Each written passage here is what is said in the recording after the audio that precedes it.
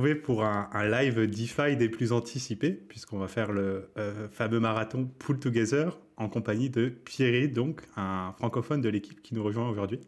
Donc bonjour à toi Pierrick et merci d'être là déjà. Salut, merci pour l'invitation. Ouais, bah, Non, ça fait longtemps en vrai qu'on l'aborde Pull Together sur la chaîne. On a fait tout un tas de trucs. Je me souviens, il y a quoi, il y a 6 mois, un an, on avait même fait un tirage de 2000 DAI. Et après, on avait discuté un peu de quoi faire avec ça pendant 1 heure. Et au final, le consensus à l'époque, c'était déjà un peu compliqué en gas, mais c'était un peu Pull Together. Donc maintenant que ça Ouais, existe sur Polygon, encore plus, j'imagine.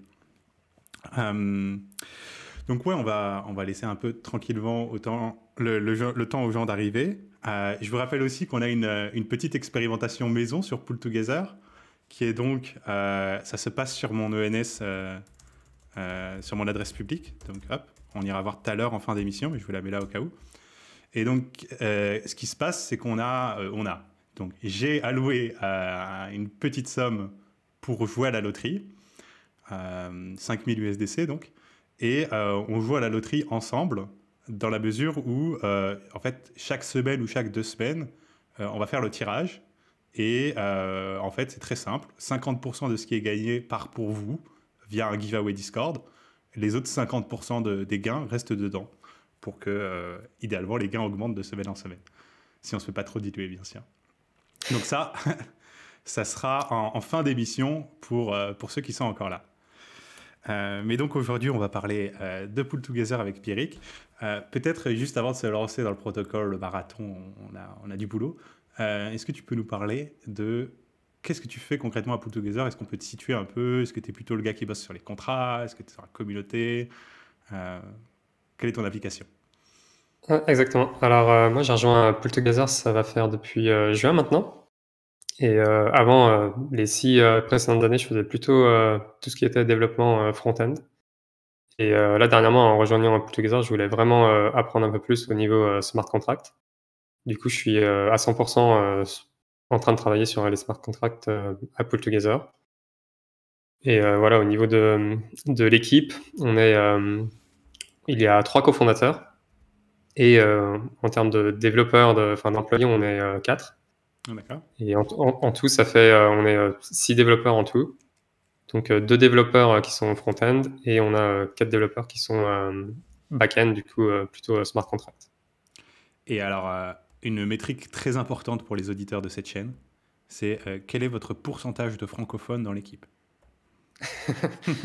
Pourcentage, je suis le seul. Du coup, Aïe. Bon, ça voilà. fait quand même quoi, 10% du coup? Tu m'avais dit que vous êtes une dizaine à peu près? Ouais, en tout, Ah, en ce moment, on est 7. 7, ok. Bon, ça va, c'est un peu Donc plus de ouais, 10%. un peu plus de 10. Ouais. Bon, voilà, donc on est dans quoi, 13-14% de francophonie. On est dans le panier haut des projets. Ça va, vous en sortez bien. Sachant que l'équipe est distribuée en fait sur le Canada et les États-Unis. Donc on est 3, il y a 3 développeurs au Canada Ouais. et, aux États-Unis. Non, même, non, en fait, 4 personnes qui sont au Canada et aux États-Unis, on est 3. Ok, ouais, top. Bon, ça fait une bonne petite équipe pour ce que vous avez à proposer quand même. Donc, Ouais, alors on a pas mal de choses à expliquer parce qu'on va vous détailler tout le fonctionnement de cette loterie sans perte en partant donc du contexte, pourquoi, comment ça marche, qu'est-ce que ça apporte aux utilisateurs, les subtilités du fonctionnement du mécanisme, qu'est-ce qui vient ensuite. Et pour être explicite, c'est un moment intéressant pour faire le marathon puisque vous venez de lancer il y a quoi, un mois et demi, la version 4 de Pull Together. Et donc, on est un peu dans une période d'entre-deux à l'heure d'aujourd'hui, puisque la version 3 existe toujours. Et donc, on va peut-être commencer par partir du protocole, expliquer ce que ça fait. Donc, en partant de la V4, et après, on va aller sur la V3 pour un peu faire l'état des lieux de qu'est-ce qu'il y a dans PT. Mais peut-être juste avant ça, Pierrick, moi, j'aime bien contextualiser au maximum. Et là, dans un sujet comme la loterie, je pense que c'est vraiment important. Euh, je pense que toi, comme moi, on a bien compris le problème avec la loterie classique, mais en fait, je réalise que c'est pas forcément non plus si courant que ça. Bon, maintenant ça se sait, mais est-ce que tu pourrais juste repartir de la base en termes de quel est le problème concret que Pool Together résout? En fait, quelles sont les limites et les conséquences de la loterie classique? Ouais, du coup, je peux peut-être partager des slides et faire une présentation un peu de ce qu'est Pool Together Yes. et les origines et quels problèmes on essaie de régler. Bah, je te switch en grand et ouais, on est pareil. Ok. Tu peux partager sur Discord. Juste me préparer. Et on a déjà des questions dans le chat sur le côté sans perte, les risques. Vous en faites pas, tout ça c'est prévu. On va expliquer pourquoi c'est sans perte et on va aussi expliciter de manière exhaustive les risques. Mais d'ailleurs, mention spéciale, hein, la doc est très bien faite, donc je sais pas qui l'a faite chez vous, mais tu pourras lui dire merci. Et la doc contient une page risque, ce qui n'est pas le cas de toutes les docs déjà, contient une page risque exhaustive qui va jusqu'à lister le risque de perte d'accès à votre wallet par exemple. Donc vraiment, qui prend toute la chaîne d'un joueur Pool Together et qui vous dit voilà, risque de smart contract ici, risque de ça ici, risque de ça ici. Je trouvais ça assez propre. Ok. Apparemment, je peux juste. T'arrives pas à partager? Zut, attends, laisse-moi. Si. Attends. C'est parce que je suis en. J'ai les spaces sur Mac et du coup, il voit pas les autres fenêtres. Ah, zut. Attends, dis-moi. Non, c'est bon, je vais mettre ça en place.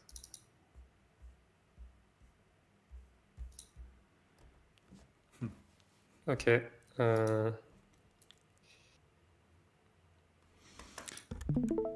Là, normalement, tu dois voir mon. Ouais, j'ai eu un petit bip bip. C'est quoi? C'était quoi? J'ai eu une demande peut-être de partage d'écran, je sais pas, j'ai entendu un truc. Attends, laisse-moi voir. Yep. Pardon, on improvise un peu.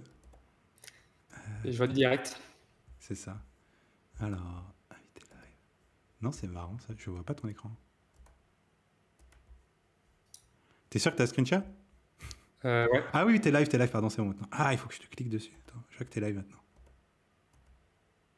Ok, c'est bon. Watch stream. C'est bon, je t'ai. Yes. C'est bon? Ouais, on t'a.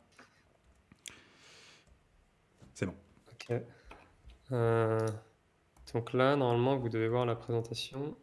Mais si je fais play, je sais pas si ça va. Si, on a ton écran tel quel. Là, on a Pool Together. Ok, très bien. Alors du coup, qu'est-ce que Pool Together? Donc Pool Together, c'est un protocole de price savings sur la blockchain Ethereum. Donc on va voir d'abord ce qu'est price savings. Il n'y a pas vraiment d'équivalent français pour traduire. Et donc du coup, ce qu'est un price savings, en français, on pourrait dire que c'est un compte d'épargne, par exemple un livret A, et sans perte, et qui offre la chance de gagner des prix. Donc, pourquoi est-ce que les price saving accounts sont uniques dans l'écosystème DeFi et dans l'écosystème de la finance en général? C'est parce que en termes de risque et de retour sur investissement, donc ici vous avez par exemple les comptes épargne comme les livrets A où niveau risque c'est 0 puisque vous déposez dans votre livret A et vous pouvez retirer à n'importe quel moment. Par contre, en termes de retour sur investissement, c'est vraiment très faible. Ensuite, on a les obligations où on va aller prêter de l'argent à l'État et l'État va s'occuper de nous rembourser ensuite avec des intérêts. Ça a un petit peu plus de risques par rapport au compte d'épargne car l'État peut aussi faire défaut sur ces paiements. Ensuite, plus risqué, on a également les actions qui sont aussi qui donnent de plus grands retours. Et après, le summum, c'est la startup de votre ami qui a 90% de chance de ne pas fonctionner. C'est un peu comme en DeFi, quoi. Des stablecoins aux tokens, aux shitcoins les plus exotiques. Voilà, c'est un peu ça. Et du coup, où se situe un peu Pool Together sur cette courbe? Donc, Pool Together serait plutôt du côté gauche où le retour sur investissement peut être assez élevé si vous gagnez un gros lot. Et par contre, en termes de risque, c'est vraiment très faible parce que vous allez juste déposer dans le protocole. Et ensuite, vous pouvez retirer votre argent à n'importe quel moment lorsque vous en avez besoin. Attends, juste petit détail technique, Pierrick, désolé. Tu as passé les slides là? Parce que côté Discord, Twitch, on est toujours sur la slide de titre. Ah. Désolé. Ah voilà, c'est ça. Je croyais que j'avais un bug de mon côté, c'est pour ça. Non, c'est bon, maintenant on a la fameuse courbe que tu nous mentionnais avec la startup de notre ami. Bon, c'est mieux. Merci voilà, donc là, Davido qui suit bien dans l'audience aussi. ça fera peut-être un peu plus sens. Ah là là. Voilà, et du coup, donc ensuite, on a si on compare un peu Pool Together par rapport aux loteries classiques, donc les loteries classiques, ça peut être fun de participer, de faire, par exemple, pour les loteries, et les jeux d'argent, on peut parler de la Française des Jeux, donc Euro Million, tout ça, les jeux à gratter. On sait très bien que c'est fun, mais en termes de richesse, c'est plutôt destructeur de richesse, car des gens qui déjà n'ont pas énormément d'argent vont dépenser une grande partie de leur argent en espérant avoir des retours Alors, en jouant.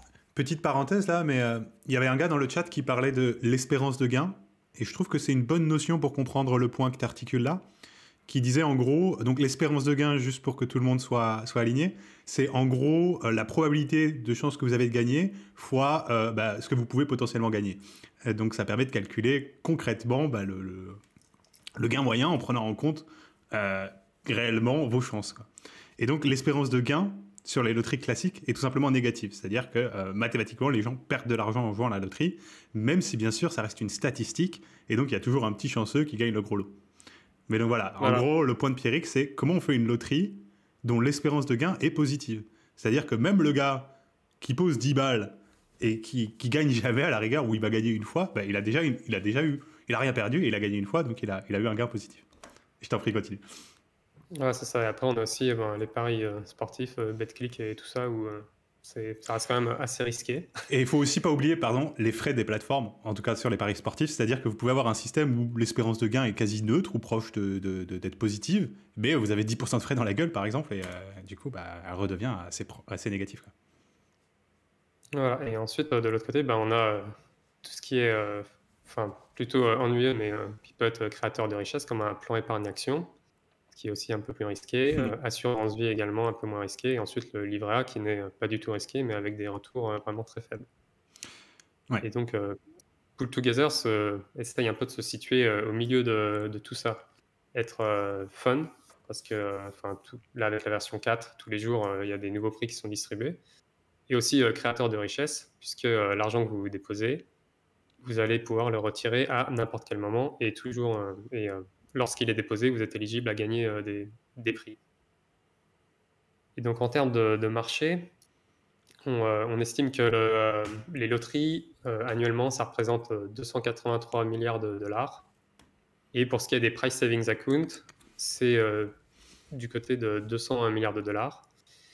Et c'est le plus gros price saving account. J'allais te demander, en fait. Parfait. Parce que je t'avoue, je ne connais pas du tout, et je pense qu'on est nombreux à être curieux de qu'est-ce que c'est le Pool Together du monde classique, en fait, ou à peu près ce que ça pourrait être, quoi. Du coup, c'est en Angleterre, où il y a le Premium Bonds, où les Anglais, il y a plus de 22 millions d'Anglais qui ont épargné plus de 112 milliards de livres sterling. Et on estime, donc il y a 1,35 milliard de prix annuel. Et quand même.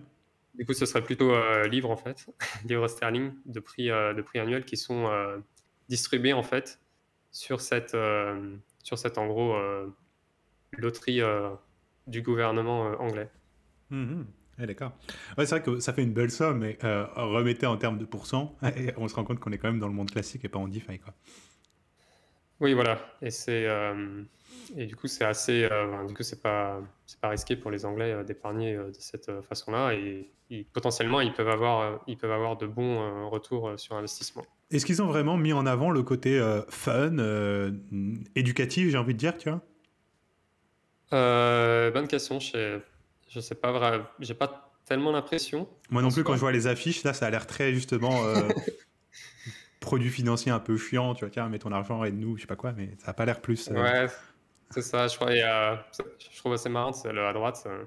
Ça donne un peu l'impression à l'époque où il y avait la guerre. Hein, c'est ça. Ça permet de financer la guerre et tu avais exactement, les chances de gagner, quoi. Ça m'a fait penser aux affiches exactement que tu voyais dans des cours d'histoire de Seconde Guerre mondiale, de donner, tu sais, comment ils s'appelaient ça, en gros, quand la France levait de l'argent pour financer ses troupes, quoi. Oui, voilà, c'est ça, c'est exactement ça, ouais. Marrant. Enfin, marrant, je sais pas, mais... Donc Non, voilà, donc pas marrant du en coup, gros, c'est bien le problème. en gros, les price saving accounts, c'est quand même un modèle qui existe depuis des années et qui a jamais vraiment été révolutionné en soi. Et à travers Pool Together, c'est un peu ce qu'on essaye de faire. Et donc, ensuite, pourquoi utiliser la blockchain pour faire un price saving account? Alors, pour Pool Together, c'est surtout que, tout d'abord, c'est décentralisé. Donc, le fait que ce soit décentralisé, tout est transparent et n'importe qui peut aller vérifier sur la blockchain que, par exemple, on génère le nombre aléatoire pour sélectionner les différents gagnants aléatoirement. Donc ça, c'est vérifiable sur la blockchain. Mais aussi, depuis qu'on a sorti notre pool token, le protocole appartient aussi aux utilisateurs et ils peuvent voter pour décider du futur de la plateforme. Ça, c'est aussi important en termes de décentralisation. On va en parler en abondance tout à l'heure. Oui. Et aussi, oui, voilà, le fait que la blockchain aussi, c'est le fait que tout soit réellement traçable. Donc, on peut réellement voir où va l'argent. C'est pas un système, je dirais, opaque comparé aux loteries classiques où finalement, on ne sait pas vraiment d'où vient le prix et comment ça se passe derrière, quoi. Et donc, en termes de nos progrès, donc depuis le lancement du protocole, c'est plus de 200 millions de dollars qui ont été déposés. Annuellement, on distribue plus de 10 millions de dollars. Et à travers le monde, c'est plus de 10 000 utilisateurs, même si je pense que c'est peut-être un peu plus élevé maintenant, mais c'est assez. En fait, c'est un peu difficile à quantifier sur la blockchain car n'importe qui peut créer un portefeuille en soi. Et du coup, c'est pas nécessaire. On pourrait compter le nombre de portefeuilles uniques, mais on ne sait pas si c'est genre une personne qui est derrière genre 5 ou 10 portefeuilles. Et d'ailleurs, sur la version 4, il y a des petits malins qui essayent de disperser leurs fonds sur plusieurs wallets pour avoir plus de chances du coup de gagner des prix. Donc c'est vrai que de c'est pas déjouer la mécanique anti-whale, quoi. Mais on la détaillera. C'est vrai que... voilà. Du coup, c'est pas si facile que ça de savoir combien finalement on a d'utilisateurs uniques à travers le monde. Alors, Mais on en parlera après, mais moi j'ai plein d'idées pour ça. Et notamment, et là les auditeurs de la chaîne vont aimer et ils vont comprendre tout de suite, un pool together avec une pool à part, disponible seulement pour les gens vérifiés comme humains sur Proof of Humanity. Donc utilisateur oui, voilà, unique. c'est ça. Oui, ce serait une possibilité. Ouais. Et hop. Et ça c'est pas mal, ouais. Mais on y viendra. Ok, donc je sais pas sur quoi tu veux. Ah, c'est trop drôle. Ben, dans le chat, Joshemla Mavcontron, il disait exactement la même chose. Une version Sibyl résistante de la V4 avec Proof of Humanity à venir pour l'interrogation. Comme quoi, on est tous un peu dans l'attente. Ouais, peut-être qu'on peut explorer ça. Vous avez un peu regardé du côté justement de la Sibyl résistance? Parce que c'est vrai qu'on a déjà abordé le sujet pas mal sur la chaîne, donc les gens sont calés si tu veux y aller. En vrai, pas tant que ça. On utilise le protocole, Sibyl, qui a pour les votes. Ouais. Mais sinon, c'est vrai qu'on n'a pas, en termes de pool qui serait Sibyl 1 résistante, on n'a pas forcément regardé plus en détail pour créer une pool vraiment Sibyl résistante. Ouais. Ouais, ça serait sympa parce que, outre le fait que ça renforce la mécanique anti-whale, ça permettrait aussi peut-être d'envisager des mécaniques dans le temps. C'est-à-dire peut-être que vous voulez donner un peu plus de chance sur les gains au gars qui est là depuis 1 an, par exemple, qu'au gars qui vient de débarquer, ou je sais pas. Ça irait bien avec tout le côté plus éducatif et avec nous, tu vas apprendre à épargner, tu vas apprendre des trucs sur l'argent, ça va être fun, ça va être sans trop de risques, et ainsi de suite. Exactement, ouais. Top. Donc, merci pour cette petite intro. Je pense que c'est pas mal pour situer le projet à haut niveau, voir ce que vous faites. Maintenant, on est dans un marathon, donc on va rentrer dans le vif du sujet. Et donc, le vif, je pense, pour commencer, c'est peut-être pas mal de parler de la V4. Alors, attends, je vais te remettre en grand sur le Discord, du coup. Ah, ouais. C'est bon, c'est bon. T'inquiète. C'est bon, t'as fini le partage. Et moi, je switch de l'autre côté. Alors, hop, là je montrais à l'écran le fameux Where's the Drip pour voir la API. Petit service, petit service utile s'il en est. Mais non, avant ça, donc, je voulais parler un peu de la V4. Donc on en a quand même un peu abordé, mais rentrer un peu plus dans le détail. Donc on a quand même mentionné sur cette chaîne que l'idée de base c'était qu'en V3, il y a plein de pools, c'est très bien, mais le problème c'est qu'il y a une sorte de multiplication des sources de rendement et en fait du coup des prix qui sont un peu moins impressionnants, disons, dû à ça. Et il y avait un autre problème aussi qui est le modèle de prix de la V3 n'était pas forcément adapté pour une utilisation avec des millions et des millions d'utilisateurs parce qu'il y avait un nombre assez limité de prix. Et donc la V4 a travaillé à ces deux points-là en proposant notamment moi un truc que je trouve fabuleux, qui est cette idée de tsunami, qui est donc en gros, tu viens, en gros c'est venez comme vous êtes, j'ai envie de dire. Tu es sur Ethereum, bon bah très bien, tu poses tes USDC sur Ethereum. Tu es sur Polygon, bon bah très bien, tu poses tes USDC sur Polygon. Mais de toute manière, on s'en fout, parce qu'ils sont tous ensemble à farmer de manière mutuelle. Et donc en soi, bon bah t'as pas envie de payer trop de frais, et bah tu vas jouer sur Polygon, mais tu joues pas à une loterie de seconde zone, tu joues avec les grands entre guillemets, puisque tu tapes dans le mécanisme cross-chain. Et ça, je trouve ça vraiment très habile. Et peut-être, je me dis que les gens n'ont pas encore trop réalisé parce que vous avez lancé Ethereum Polygon, mais je pense que ce truc-là va prendre tout son sens comme j'ai envie de dire une araignée tentaculaire, tu vois. Une fois que vous aurez Avax, je sais pas, Phantom, quelques autres trucs, 4-5 autres chains, et que du coup, on aura concrètement un farm sur 7 chains en même temps, et va savoir peut-être une vingtaine de protocoles à terme. Ouais, c'est exactement c'est ce sur quoi on est en train de travailler actuellement, c'est de déployer sur d'autres chains. Et voilà, donc là, on a peut-être en premier lieu, ce sera peut-être Celo parce qu'on a aussi des récompenses à distribuer. Et que on a déjà 2 pools euros et dollars sur la version 3. C'est vrai, oui, je les ai vus passer. Et, et du coup, il y a des incentives. Si vous déposez, même si vous ne gagnez pas, vous recevez des Celo tokens. Et du coup, on a toujours un peu de Celo tokens de côté qu'on pourra déposer pour la V4 en termes d'incentives pour que les gens rejoignent du coup la pool V4 sur cette chaîne. Ouais, j'ai vu que vous avez fait. Il y a déjà pas mal de collabs avec Celo en plus et ils ont l'air assez impliqués. Ouais. Hop, je vous ai mis les liens dans le chat, mais j'ai merdé celui de la V4, pardon. Pour ceux qui se demandent. Donc faites attention, il y a une URL différente en fonction de si vous voulez jouer à la V4 ou à la V3. Vous avez les deux dans le chat. Et concrètement, si vous voulez jouer avec de l'USDC, on est d'accord, Pierrick, il n'y a pas de raison d'aller sur la V3 à l'heure d'aujourd'hui. Non, il n'y a même aucune raison, je dirais. C'est ça. Vous aurez de petites chances de gagner. Et sur la V4, il y a plus de prix. Donc, vous aurez de plus grandes chances de gagner sur la V4 que sur la V3. Ouais. Alors après, on va revenir sur la V3 de tout à l'heure pour comprendre pourquoi elle a encore un intérêt aujourd'hui. C'est pas que du legacy que vous tradez au pied comme ça parce qu'il y a la mise à jour. Oui. Mais ouais, peut-être déjà donc, pour continuer sur la V4. Donc, je pense que les points, les grandes améliorations, on les a. On va peut-être creuser un peu plus. Un truc qui est important pour que les gens comprennent, c'est d'où vient le yield. Ça, c'est essentiel dans tout app DeFi. Et c'est pas parce que tout Pool Together est une loterie sans perte qu'on se pose pas la question aussi. Donc, à haut niveau, Pool Together, les gens, ils mettent des stables ensemble. Ces stables vont farmer quelque part. À la fin de la période de tirage, le rendement produit par les stables est distribué aux gagnants. Et en gros, tous les participants repartent avec leur initial. Il n'y a pas de perte, donc. Et les quelques heureux chanceux ont en fait tapé le rendement de tout le monde, pour le mettre simplement. Donc maintenant, la question, c'est d'où il vient ce fameux rendement?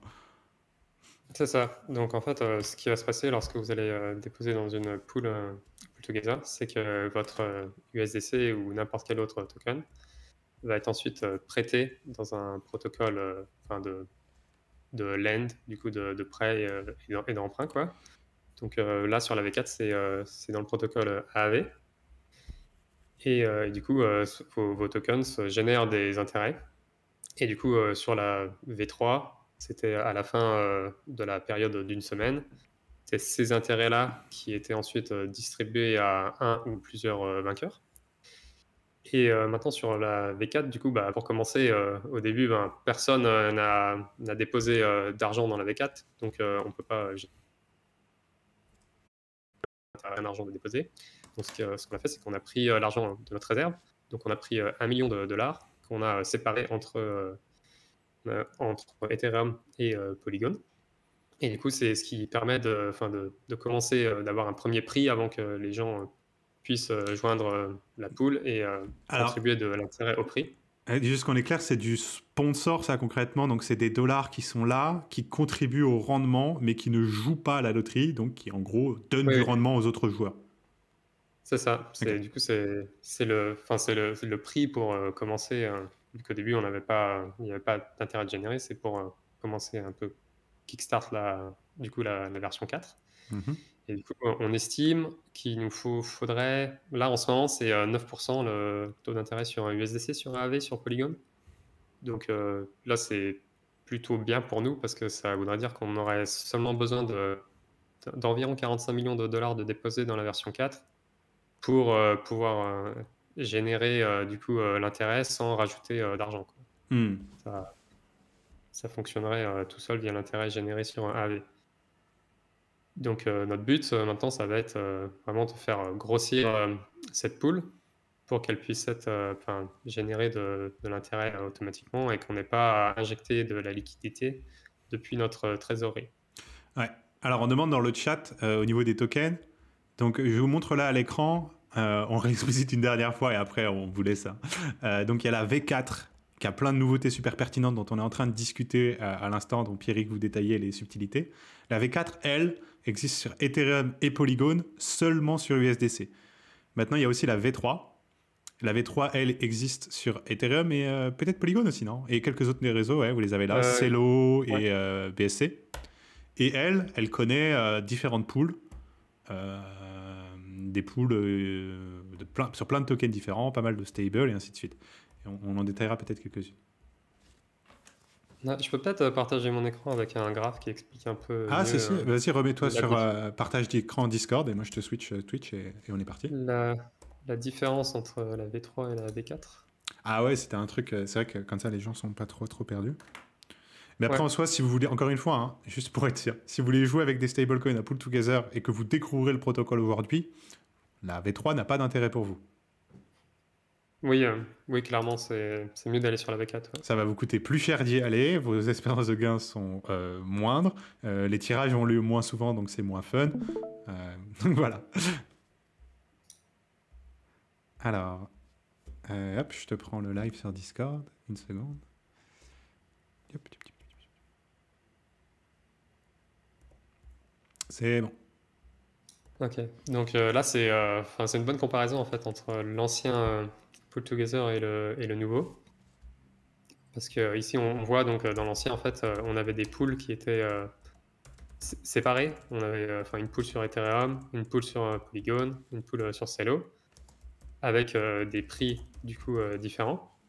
Et donc le nouveau Pull Together, on a en gros, on a une seule pool et donc un seul prize money, donc un seul prix à gagner et qui est partagé sur les différentes chains.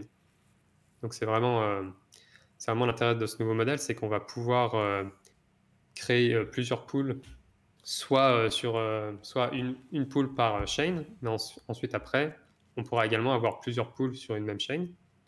Et en fonction de la liquidité qui aura été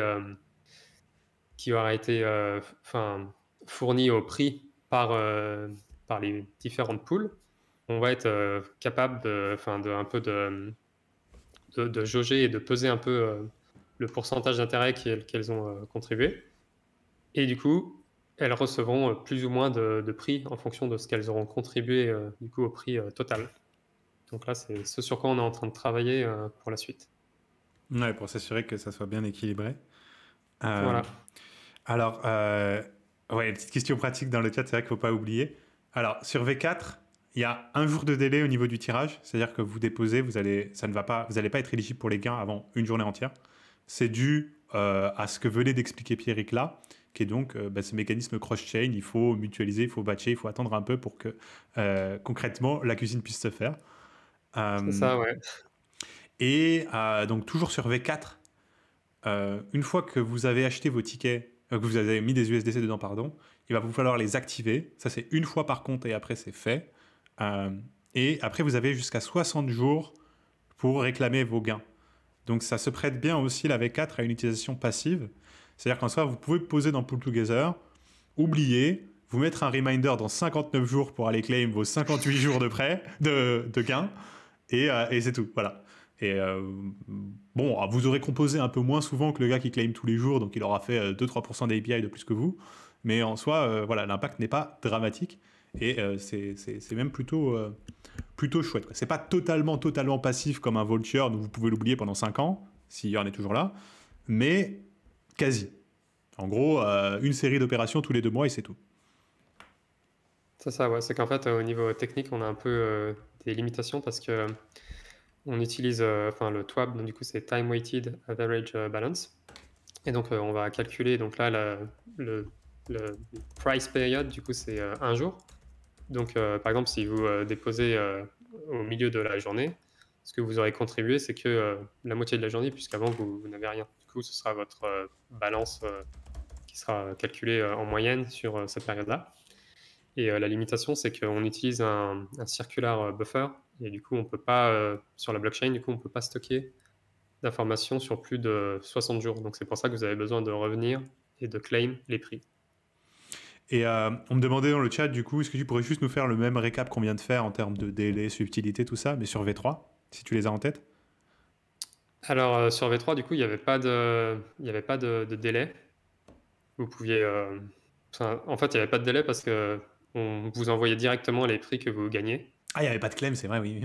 Voilà, il n'y avait pas besoin de claim, donc du coup, ça réglait le problème. Par contre, pour calculer du coup cette équité, faire en sorte que ce soit...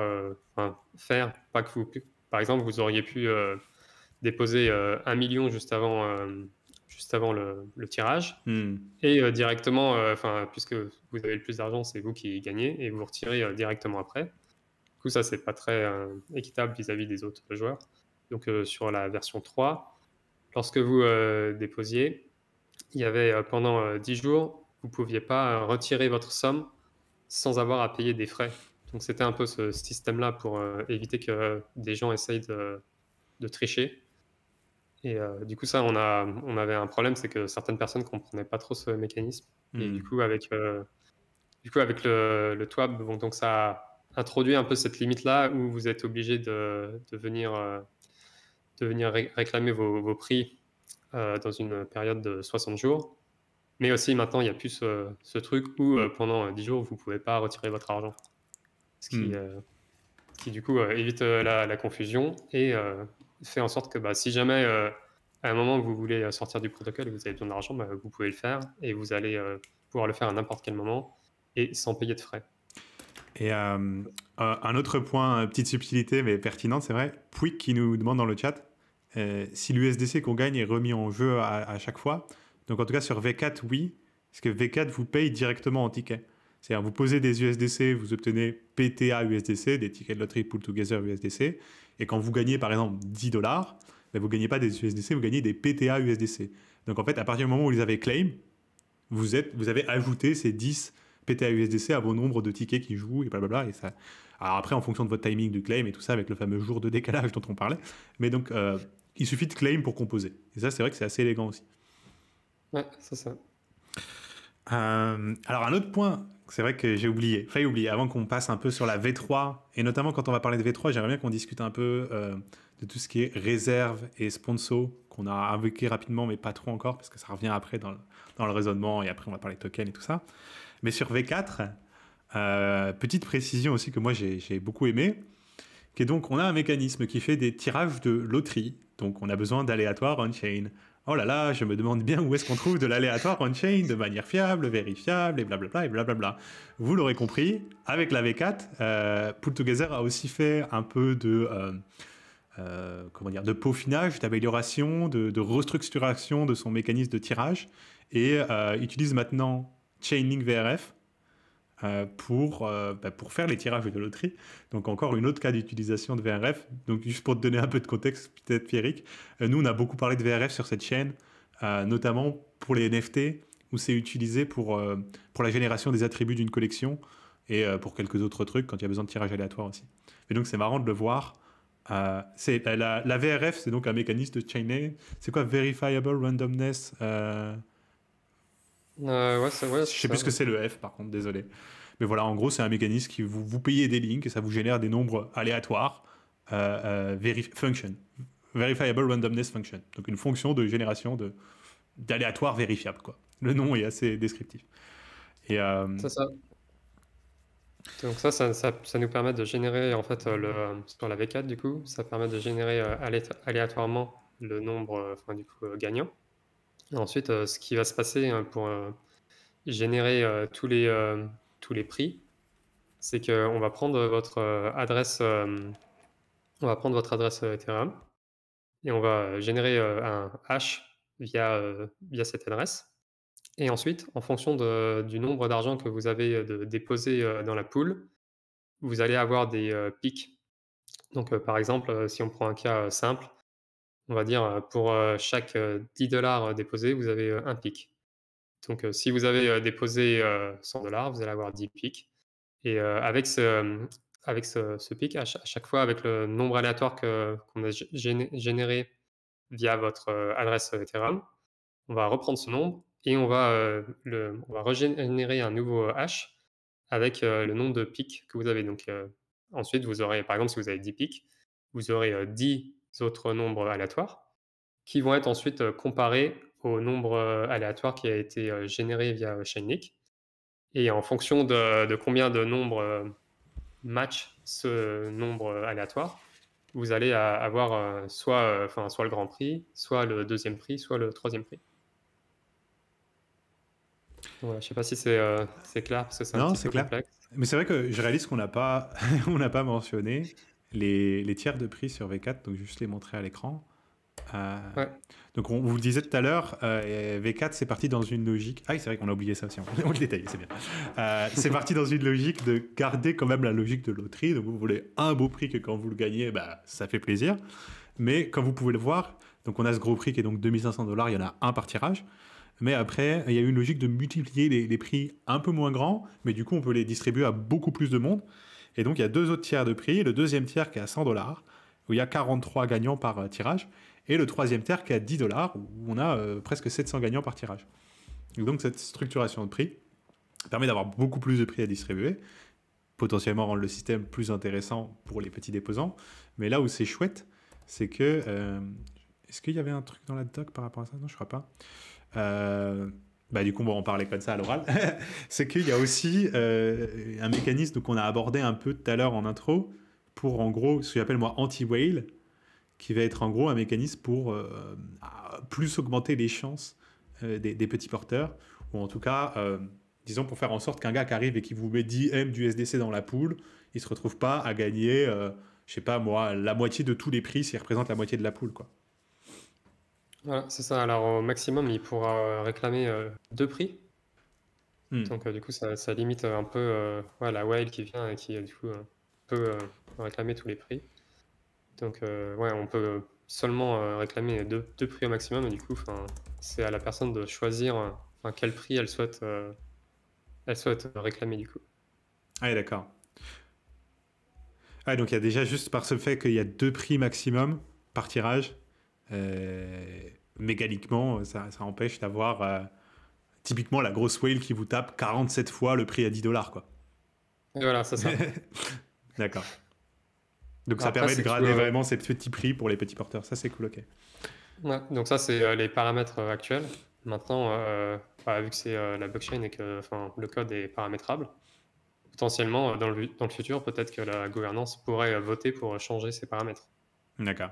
Là, Ouais. c'est pas quelque chose qui est en cours de discussion actuellement, mais potentiellement, peut-être que dans le futur, après plusieurs mois, si les gens se rendent compte que c'est peut-être pas forcément le meilleur modèle, ben, via la gouvernance, on peut toujours faire évoluer ce modèle-là. Ah, ça fait du sens. Alors, on a encore pas mal de choses. Gouvernance, tokenomics, V3.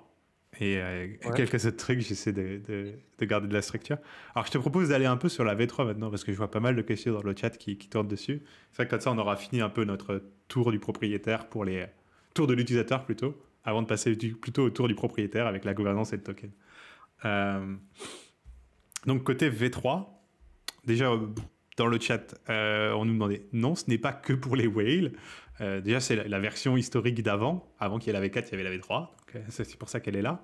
Mais, on vous disait tout à l'heure, il y a quelques mécanismes vraiment sympas sur la V3, malgré tout. Et notamment, différentes pools que vous n'avez pas forcément ailleurs. Ça a aussi été là que le token pool a été farmé à une époque. Ah, attends, je n'ai pas remis le partage. Hop. Et il y a aussi des mécanismes assez cool dont j'aimerais qu'on discute. Mais alors, peut-être juste une pool aussi qui est un peu spéciale, qui est la fameuse pool homme, pour vous montrer un peu cette logique. Donc, un truc qui est vraiment chouette dans la V3, et pourquoi la V3, c'est pas dépassé maintenant qu'il y a la V4 totalement, parce que la V3 a cette logique de community pools, où en gros, vous avez un token, vous avez une source de rendement, vous pouvez créer une pool pour permettre aux gens de jouer à pool together sur votre token. C'est simple que ça. Et là, ce que vous voyez ici, c'est une des pools les plus exotiques, qui du coup sort des prix assez sympathiques. Et en fait, elle marche comment ? Elle marche sur le fameux homme, donc le token qui rebase, dont on a parlé quelques fois sur cette chaîne. Et en fait, la logique, c'est que là, la source du rendement, c'est la rebase. Et donc, en fait, les gens mettent leur S-homme ensemble pendant une semaine. Et à la fin de la semaine, il y a 3 joyeux petits lurons qui prennent les rebases de tout le monde. Donc c'est sans perte, puisque leur nombre de hommes, il va au pire stagner. Mais ça permet du coup de faire des gains assez concentrés et assez sympathiques. Et notamment, ils ont eu déjà l'histoire, je crois qu'il y a 2 fois, mais en tout cas au moins une fois je l'ai vu, d'un gars qui a mis un S-homme, donc à peu près 1000 balles, et qu'on a ramassé 250. Donc ça, c'est quand même c'est assez beau dans le sens loterie, tout ça, je trouve que ça marche bien, tu vois, le côté percutant du prix. Alors après, bien sûr, c'est plus des gènes, c'est pas stable, c'est un autre truc, mais ça vous montre aussi ce côté de comment les communautés peuvent se réapproprier un peu Pool Together pour faire leur logique à eux, quoi. Ouais, voilà, exactement. Et surtout, sur la V3, on a un builder, donc n'importe qui peut utiliser cet outil et cette interface graphique pour déployer sa propre pool. Ouais. Alors, il y avait plein de mécaniques vraiment intéressantes dans la V3. Moi, c'est ça que j'avais beaucoup aimé et pas mal d'expérimentation. Donc, je te propose de revenir un peu dessus. Moi, je me souviens. Donc, les fameuses. Là, je montre à l'écran les pods, qui étaient un mécanisme de mutualisation, qui avait sa pertinence sur V3 à l'époque où c'était mainnet. Mais au final, j'ai l'impression que maintenant, la logique est un peu. Elle n'a pas été importée sur V4 en tout cas. Pour l'instant, non. À voir si dans le futur on fait. Et en soi, l'idée, ce serait peut-être, étant donné que maintenant on peut avoir plusieurs pools qui participent à un même réseau de pools, quoi. Peut-être juste créer une sous-pool, quoi. Voilà, c'est ça, au lieu de créer un pod. Mais c'est ça serait pas mal à terme de pouvoir proposer plusieurs, j'ai envie de dire, plusieurs saveurs de variance dans les rendements. Tu vois ce que je veux dire ? C'est-à-dire, bon, coucou, la base API, elle est à temps, tu peux jouer à la loterie, un ticket, une chance, blabla, mécanique sur tu vois, tu connais la chanson. Maintenant, si tu veux, tu as cette pool un peu lissée, on va te garantir 2% de rendement et on réduit tes chances de loterie en proportion, tu vois ce que je veux dire ? Et maintenant, tu as cette pool encore plus lissée, où je sais pas, on te garantit 4%, mais moins de chances à la loterie pour compenser.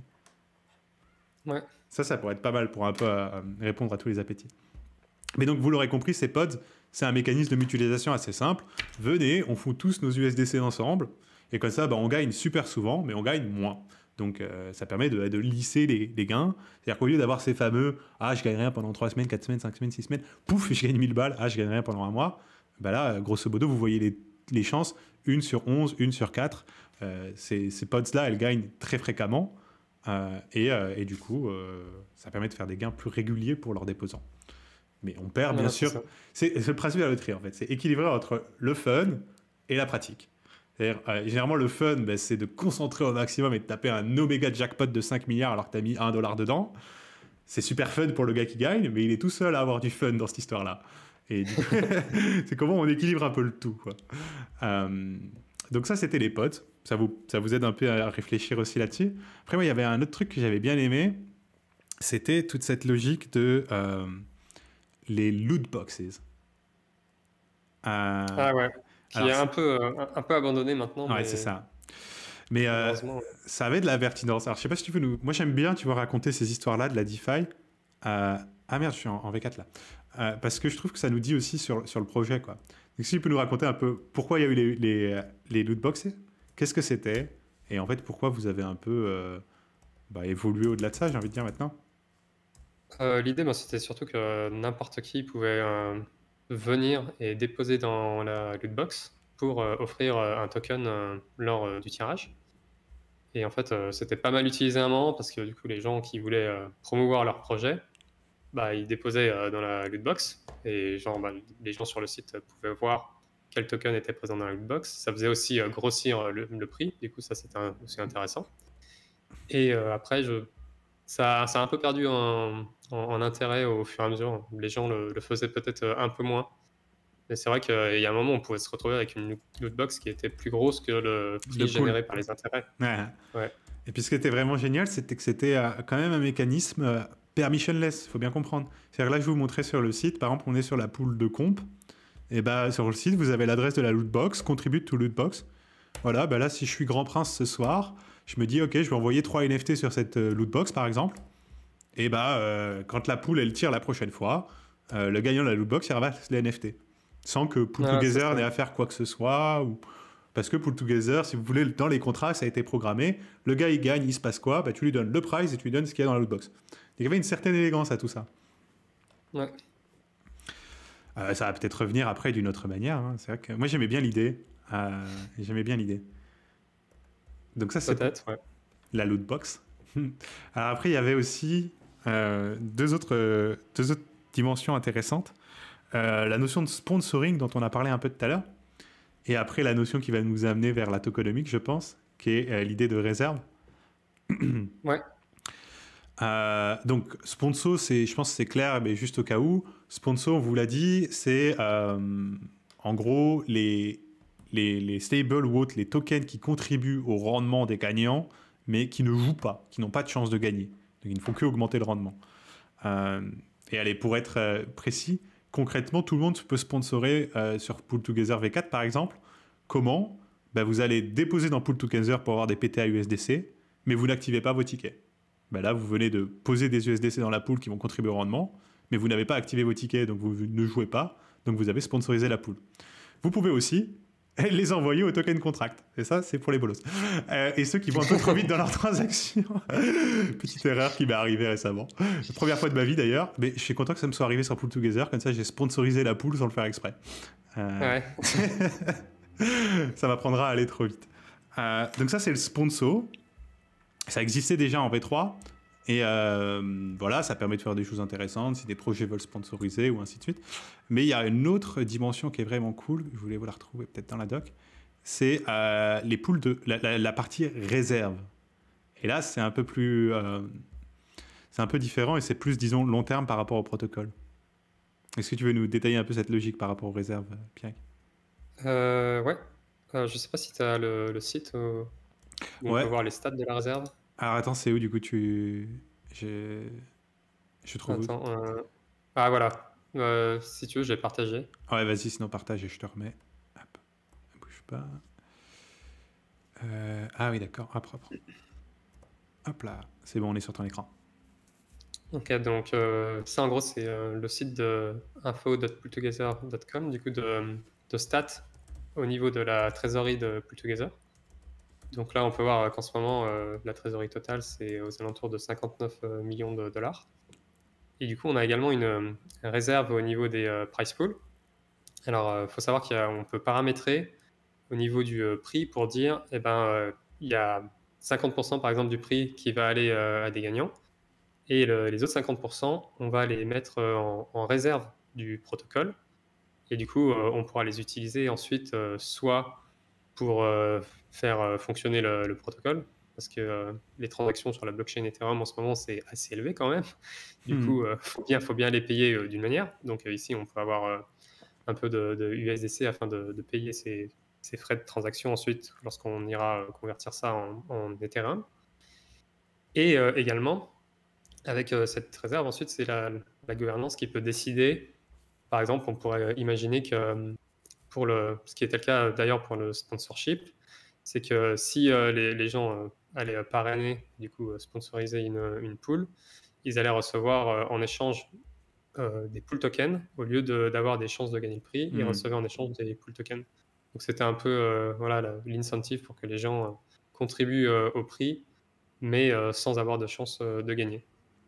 Ouais, non, Et c'était donc, assez sympa, je trouvais, sur la V3, parce qu'en gros, ça faisait un peu. Il y avait les deux chemins, quoi. T'es un petit joueur, tu veux juste jouer, bah, tu poses dans la loterie directement. T'aimes bien le projet, t'es in way, et bon. Est-ce que ça fait vraiment du sens de foutre 250K dans une loterie à un moment donné, par exemple? Et ben, tant qu'à faire, pouf, tu mets dans le sponsoring. Comme ça, tu gagnes un intéressement dans Pool Together, et en plus, t'aimes le système. C'était assez élégant à ce niveau-là, ouais. ouais. Euh, donc, ouais, pour les réserves, c'est pas mal. Concrètement, donc, juste pour expliciter, elles viennent, donc c'est une partie du prix qui part en réserve à chaque tirage. Un C'est ça facteur qui est exactement. déterminé par pool. Qui est déterminé par la gouvernance. En fait, on a eu plusieurs votes en fait pour ajuster ces paramètres. D'accord. Et je crois que sur les pools principales, USDC et DAI, ouais, c'était mis à 50%. Ouais. Top. Et alors, ça c'est pour les familles. Je regarde juste pour pas me perdre. Oui, c'est vrai que donc ça, les réserves, c'est intéressant. Elles reviennent à la gouvernance, donc contrôlée par les token pools. On va peut-être venir au fameux token pool qu'on a à peine abordé pour l'instant. Ouais. Et en plus, on nous demande dans le chat s'il vient de sortir. Donc il a quoi? Il a bientôt un an, non? Il date de janvier, février, un truc comme ça? Ouais, je crois que l'année prochaine, en janvier-février, ouais, ça va faire un an que le token a été release. Ouais. C'est ça, avec un airdrop qui était assez légendaire, puisqu'il a fait en sorte, cet airdrop, que tout joueur de Pool Together jusqu'à cette date a gagné, et pas qu'un peu. Ça dépend de depuis combien de temps il jouait, et ainsi de suite. Mais il y a eu de nombreux scénarios, enfin nombreux, je sais pas, mais en tout cas, il y a eu des gens qui ont posé par exemple 10 balles dans Pool Together en juin de l'année d'avant, et ils sont arrivés en février, et ils ont jamais gagné la loterie, mais ils ont eu leur airdrop. Donc ça, c'était Ah, assez top. c'était ouais, une airdrop assez généreuse. Il y a une belle histoire sur ça. Quand Raconte. on parlait que Pool Together était accessible n'importe où dans le monde grâce à la blockchain. Et en fait, il y a un utilisateur du coup du wallet Argent, donc, du coup, qui est français. Et donc cet utilisateur argentin avait déposé dans Pool Together, et également pour déposer dans Pool Together, du coup, il avait tradé ses tokens Ah, sur Uniswap. Uniswap. Et du coup, il a eu Bam, bam. il a eu les deux airdrops, Uniswap et Pool. Et du coup, pour lui, ça arrivait à un bon moment dans sa vie parce que du coup, il est issu d'une famille assez pauvre. Hmm. Et du coup, ils avaient un emprunt du coup pour leur maison, et ils avaient du mal à payer cet emprunt-là. Et du coup, il a pu vendre Ah, génial. les tokens pool, et du coup, il a pu payer pour cet emprunt-là et même faire des travaux dans sa maison. Donc, ça l'a vraiment. Sinon, il disait lui-même qu'il aurait été dans la pauvreté, quoi. Et du coup, il serait peut-être potentiellement retrouvé dans la rue. Et du coup, Argent a fait tout un article de blog sur ça. Et C'est génial. Et ça change c'est des vies, vraiment. les airdrops, hein, mine de rien. Exactement, ouais. Pour nous, en tant qu'Européens, pas trop, quoi. On se dit, bon, ça va, Wow, c'est sympa, ça et peut. on dit ça, on est le lendemain du drop de ENS où on parle de 20, 25, 30 000 en fonction de ton ancienneté sur ENS. Ça, c'est propre. C'est En vrai, fait, c'est juste que la valeur d'un dollar est plus importante en Argentine en que plus, chez ouais. nous, quoi. Si on veut rigoler un peu, en soi, on se casse la tête avec tout ça, mais être un utilisateur, juste ça paie. Si on prend le scénario comme tu dis, on les t'offrant un peu, un gars qui est arrivé en 2018, qui a enregistré sur un ELS, qui a fait un petit swap sur Uniswap, qui a utilisé quelques plateformes NFT dont il prend les tokens, qui a fait une donation sur Gitcoin, il prend l'air. Enfin, voilà, vous vous rendez compte qu'en gros, même un wallet qui partait de 2 Ethers en 2018, s'il a mis, il a butiné un peu sur toutes les fleurs qu'il y avait, j'ai envie de dire, il a probablement pris entre 100 et 200 cas d'airdrop sur la période des 2 dernières années. Ouais, c'est sûr, ouais. Ça paye Donc de s'impliquer dans les protocoles et ça fait d'essayer plaisir, un hein, peu tout, quoi. de voir que bah, ouais, la participation des premières personnes impliquées peut être reconnue, quoi. Ouais. Donc ça, c'est les réserves que contrôle Pool Together, qui sont donc contrôlées par les gens qui possèdent les tokens pool. Alors, on va parler gouvernance, mais avant ça, il y a un mécanisme que j'adore par rapport à la gouvernance de Pool Together, c'est que donc le vote se fait via Snapshot pour ne pas avoir à payer les frais en gaz. Ça, vous connaissez, c'est pas voilà, c'est bienvenu, mais c'est rien de fracassant. Par contre, là où ça fracasse, c'est que en fait, pour vous impliquer dans la gouvernance, eh bien, vous mettez vos pools dans la pool Together de pool, donc en P-pool. Donc en fait, vous jouez à la loterie sur pool avec les chances de gagner et le rendement qui correspond. Et c'est les gens qui jouent à la loterie avec leur token pool, c'est ça le token qui sert aussi après à voter dans la gouvernance. Donc je trouvais ça vraiment super bien aligné parce que déjà en gros, tu dois être impliqué dans la plateforme sur le token natif pour pouvoir voter. Donc on est certain que tous ceux qui votent sont des utilisateurs. Et ça, mine de rien, c'est assez chouette. Mais en plus, tu vois, c'est... je sais pas, je trouvais ça assez... une belle synergie, quoi, une belle composabilité. Et après, on pourrait probablement aller encore plus loin avec peut-être une inté un jour dans une pool fuse de ce staked Paypool ou je sais pas quoi à voir. Ah, pourquoi pas dans le futur, ouais. Mais donc, ouais, ça, c'était le premier point, c'est vous jouez à la loterie pour vous impliquer dans la gouvernance. Donc ça, c'est assez cool. Mais après, il y a donc sur quoi elle vote concrètement cette gouvernance. Et là, il y a pas mal de choses. On nous a parlé de quelques paramètres système, comme par exemple ce fameux reserve factor qu'elle peut changer, lancer des nouvelles pools ou des choses comme ça. Mais il se passe pas mal de choses en ce moment. Et je voulais juste vous montrer, moi, un peu les... mais tiens, je les ai là, en fait. Les 2 dernières proposals qu'il y a eu. Et on peut en parler ensemble, Pierrick. Ouais. Donc la plus impactante, disons, c'était la 40, qui change un peu la logique, commence à faire évoluer la logique de gestion de la liquidité de pool, et qui va explorer un peu du côté du banding pour que vous possédiez un peu de liquidité. Ouais, c'est ça, ouais. On a aussi réduit le nombre de pools qu'on donnait aux personnes qui étaient dans les... Enfin, ça, je crois que c'était même un vote précédent Hmm. où maintenant, il n'y a que la pool, il me semble, USDC où il y a des incentives avec pool. Et toutes les autres, on ne distribue pas de pool token pour avoir joint la pool. Sauf pour du coup, la Paypool, puisque comme tu l'as dit, c'est celle-là où si vous déposez vos pools à l'intérieur, en plus, vous allez gagner plus de pools et vous allez pouvoir voter sans frais de gas via Snapshot. Et du coup, on a aussi réduit la distribution de pools du coup, aux personnes qui sont sur Uniswap V2 et qui fournissent de la liquidité à la paire Ethereum pool. Donc ça, je crois qu'on est passé à 200 pools maintenant. Et Ouais, c'est ça. je pense que c'est écrit dans la... C'est écrit en bas, ouais. Ouais, c'est ça, 200, réduit d'un tiers. Voilà, c'est ça, ouais. Et également, on a lancé un nouveau programme, oui, avec du coup Olympus Pro Bond, où du coup, vous pouvez, si vous décidez d'un gros de vendre, enfin de bond si vous avez vos LP tokens Uniswap V2 sur la paire pool Ethereum, vous pouvez du coup bond ces tokens. Et en contrepartie, vous recevez des pool tokens qui sont moins chers par rapport au prix du marché actuel. Et ça permet au protocole d'accumuler du coup ces tokens LP. Exactement, ouais. Ouais, non, ça tombe à pic, on a parlé pas mal de ça déjà sur cette chaîne. Les gens commencent à connaître. Mais ça, du coup, ça vient... Ouais, ça date du 24 octobre. Elle est implémentée, Ouais, ça, là, maintenant, je crois. Ouais, ouais. C'est très récent. Après, on a besoin...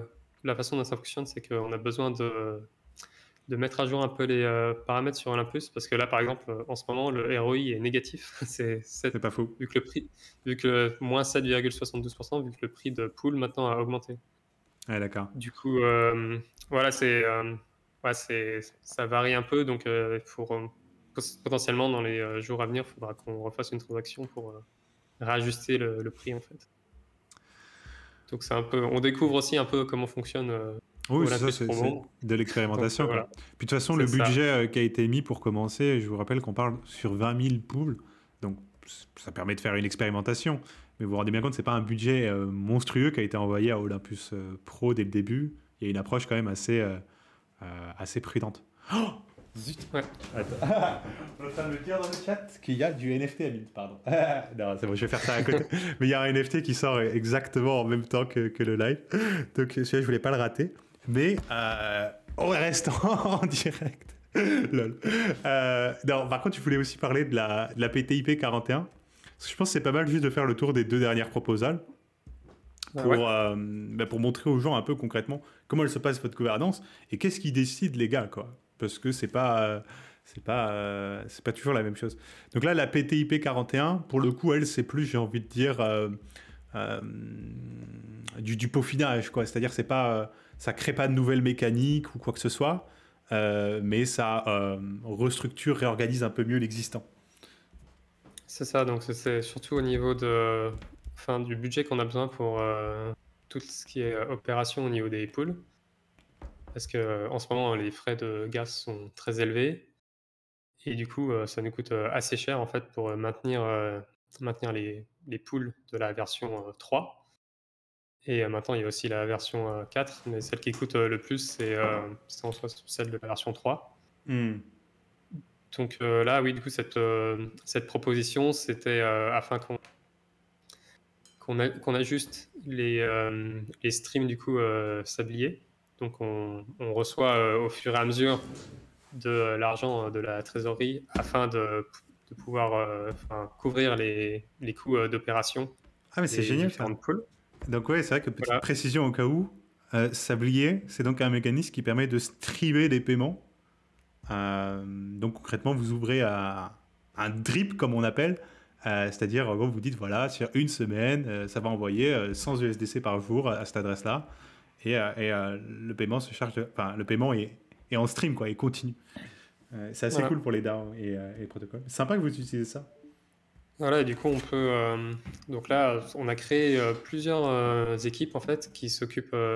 On a une équipe sur Ethereum et une équipe sur Polygon, qui sont du coup, c'est des gens de la société Pool Together Inc., mais aussi de la communauté, qui s'occupent qui sont du coup dans un Gnosis Safe et qui s'occupent de signer ces transactions afin de bouger les fonds et de pouvoir.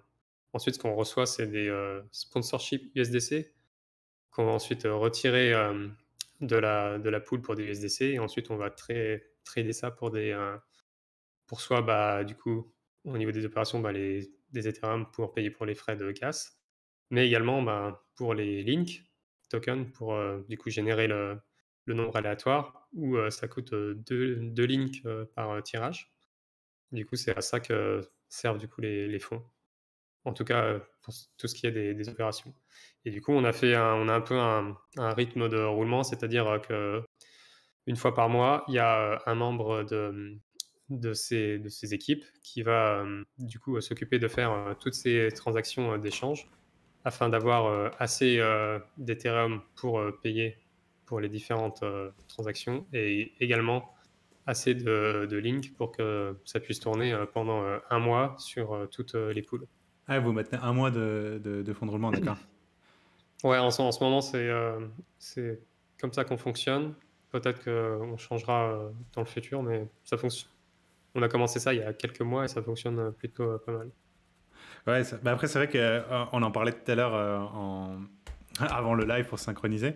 C'est un peu la tension fondamentale, j'ai envie de dire, de Pool Together, qui est, comme on le disait, c'est une loterie sans perte. Vous ne pouvez pas vous permettre de faire une perte, sinon ça va être très compliqué.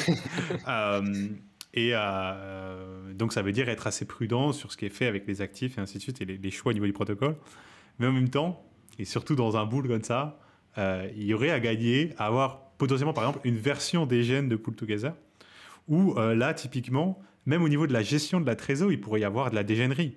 C'est-à-dire que, par exemple, plutôt que d'acheter des links tout le temps, peut-être que vous timez vos achats et que vous achetez une blinde de links tous les ans en essayant de choper un dip local, tu vois. Parce que vous savez qu'en gros, a priori, des links, vous allez en avoir besoin tout le temps pour payer la VRF. Chaque jour, il y a des tirages. C'est ce genre de trucs-là où c'est vrai que plus ça va, plus je me dis un dégène Pool Together, ça pourrait donner quelque chose d'assez fabuleux, quoi. Ouais, on essaye de rester un peu conservatif de ce côté-là. Ouais. Pas faire trop de choses exhaustives au niveau de la trésorerie. Après, c'est vrai il y a pas mal de membres de la communauté qui viennent avec des propositions. Après, il faut aussi que ce soit voté par la communauté. Hmm. Donc là, déjà, le programme avec Olympus Bond, c'est déjà, je trouve, un grand pas parce que avant, on n'aurait pas trop osé faire ça. Mais là, on se rend compte que notre trésorerie, il faut bien qu'on la diversifie aussi à un moment ou à un autre. Ça, c'est ce que je voulais souligner sur le site que tu montrais tout à l'heure, c'est que certes, il y a 57 M dans la trésor ou un truc comme ça, mais il y a 50 M de pool, quoi. Ouais, c'est ça, exactement. Ouais. C'est des discussions qu'on a en ce moment pour vraiment diversifier la trésorerie. Ouais, il peut y avoir plein de trucs, peut-être des tokens swap, même avec des projets pertinents. Euh, Ouais, exactement. Ça peut être aussi quelque chose. Et je pense qu'il y a pas mal de projets dans la DeFi qui seraient assez ouverts à l'idée de posséder des pools dans leur trésor. Ouais.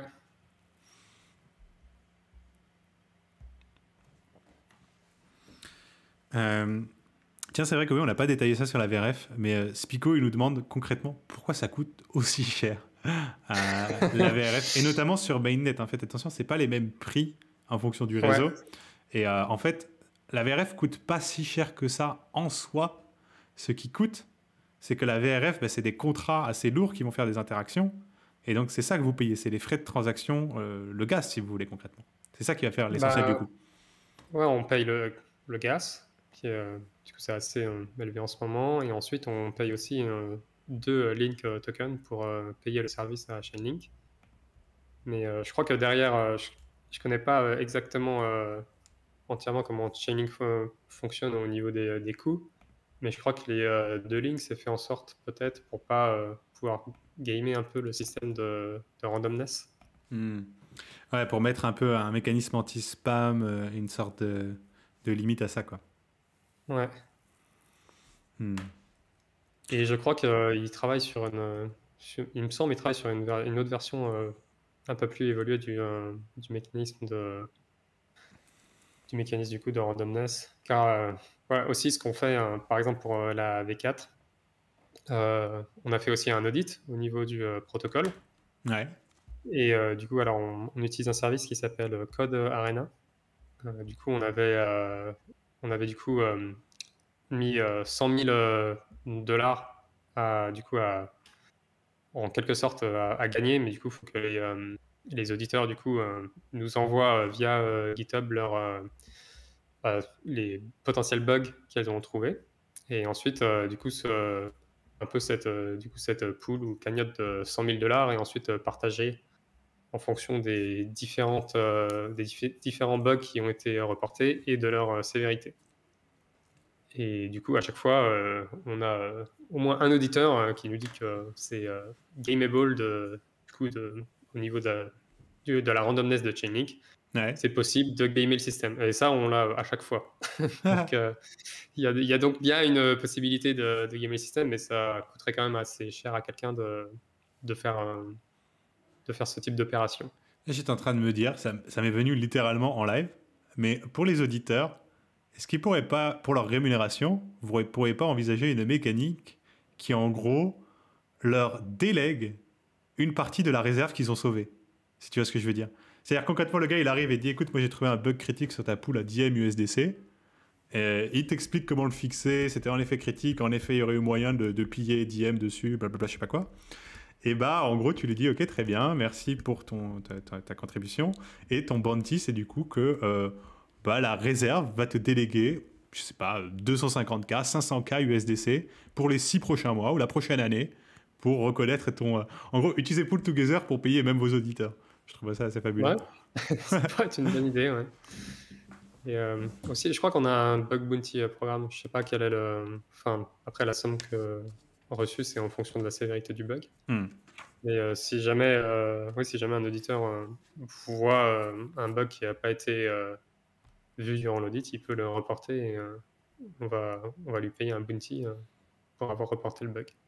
Et ça va, vous n'êtes pas comme OpenSea à payer 3 is pour un bug critique et à essayer de downplay le gars, à se foutre de sa gueule et après lui dire. Non, non. Non. On est plutôt généreux. Enfin, si tu regardes pour les audits Code Arena, Ouais. nous, on met 100 000 dollars. Habituellement, c'est plutôt les autres protocoles, c'est autour de 50, 30 000, 75 000 peut-être. Mais ouais, enfin, Pool Together a jamais été hacké. Du coup, on fait vraiment très attention à faire des audits rigoureux. C'est pour ça qu'on n'hésite pas à mettre l'argent qu'il faut pour avoir de bons audits. Hmm. Pardon, j'ai un petit spam dans le chat, je voulais dégager ça. Toujours un gars pour venir faire chier. Bon, tant pis. Et côté, le dernier point, je pense on n'a pas trop encore abordé, c'est plus la tokenomics en elle-même. Donc on a parlé un peu des réserves, des décisions de gouvernance. Mais peut-être au niveau de la vision plus long terme du protocole. Et concrètement, qu'est-ce que vous attendez, en fait, j'ai envie de dire, un peu de votre DAO comment ça s'articule Au niveau des plans futurs pour le pool token? Alors, les plans futurs, ça, on va y venir après. Mais plus, c'est-à-dire, pour le mettre simplement, donc, il y a cette DAO, il y a les holders de Pool Together. Ils ont les clés sur différents paramètres du système, comme on l'a mentionné tout à l'heure, la réserve factor. Ils font différents votes pour dire, venez les gars, on va essayer Olympus Pro, on va ajuster notre liquidité, on va changer quelques paramètres. Ça, c'est, j'ai envie de dire, de l'opérationnel. Vous leur avez donné ces moyens parce qu'il y a une vision, une mission, c'est-à-dire à quoi ils servent ces gars-là. Alors bien sûr, il y a le classique, ils décentralisent le protocole, bon ok merci, mais concrètement, c'est quoi leur mission en plus? Je veux dire, c'est quoi, comment vous voyez la DAO, pourquoi elle est là et c'est quoi son rôle dans le protocole sur le long terme? Ouais, alors peut-être que je peux parler des pool grants à ce moment-là. Ouais, par exemple, c'est typiquement ce genre de truc, oui. Du coup, je sais pas si mon écran est toujours partagé. Je te reprends.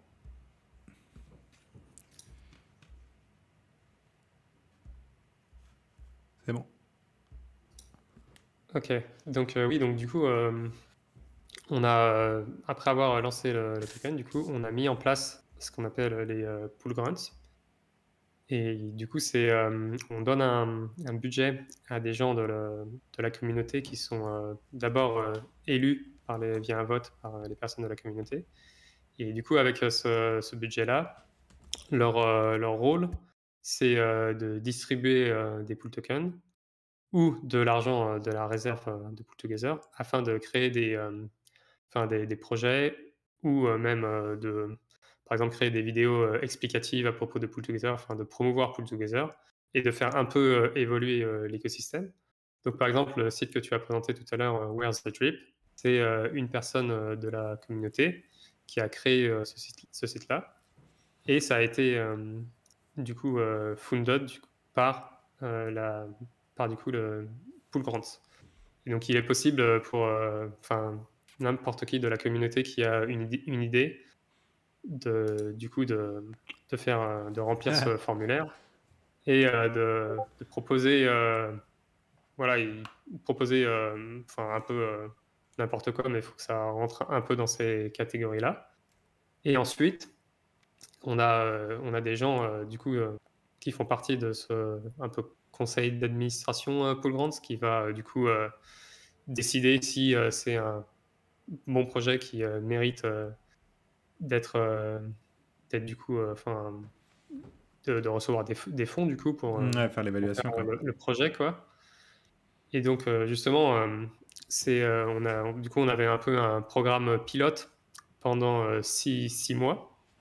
Et du coup, tous les trimestres, tous les 3 mois, on faisait un peu une review du programme.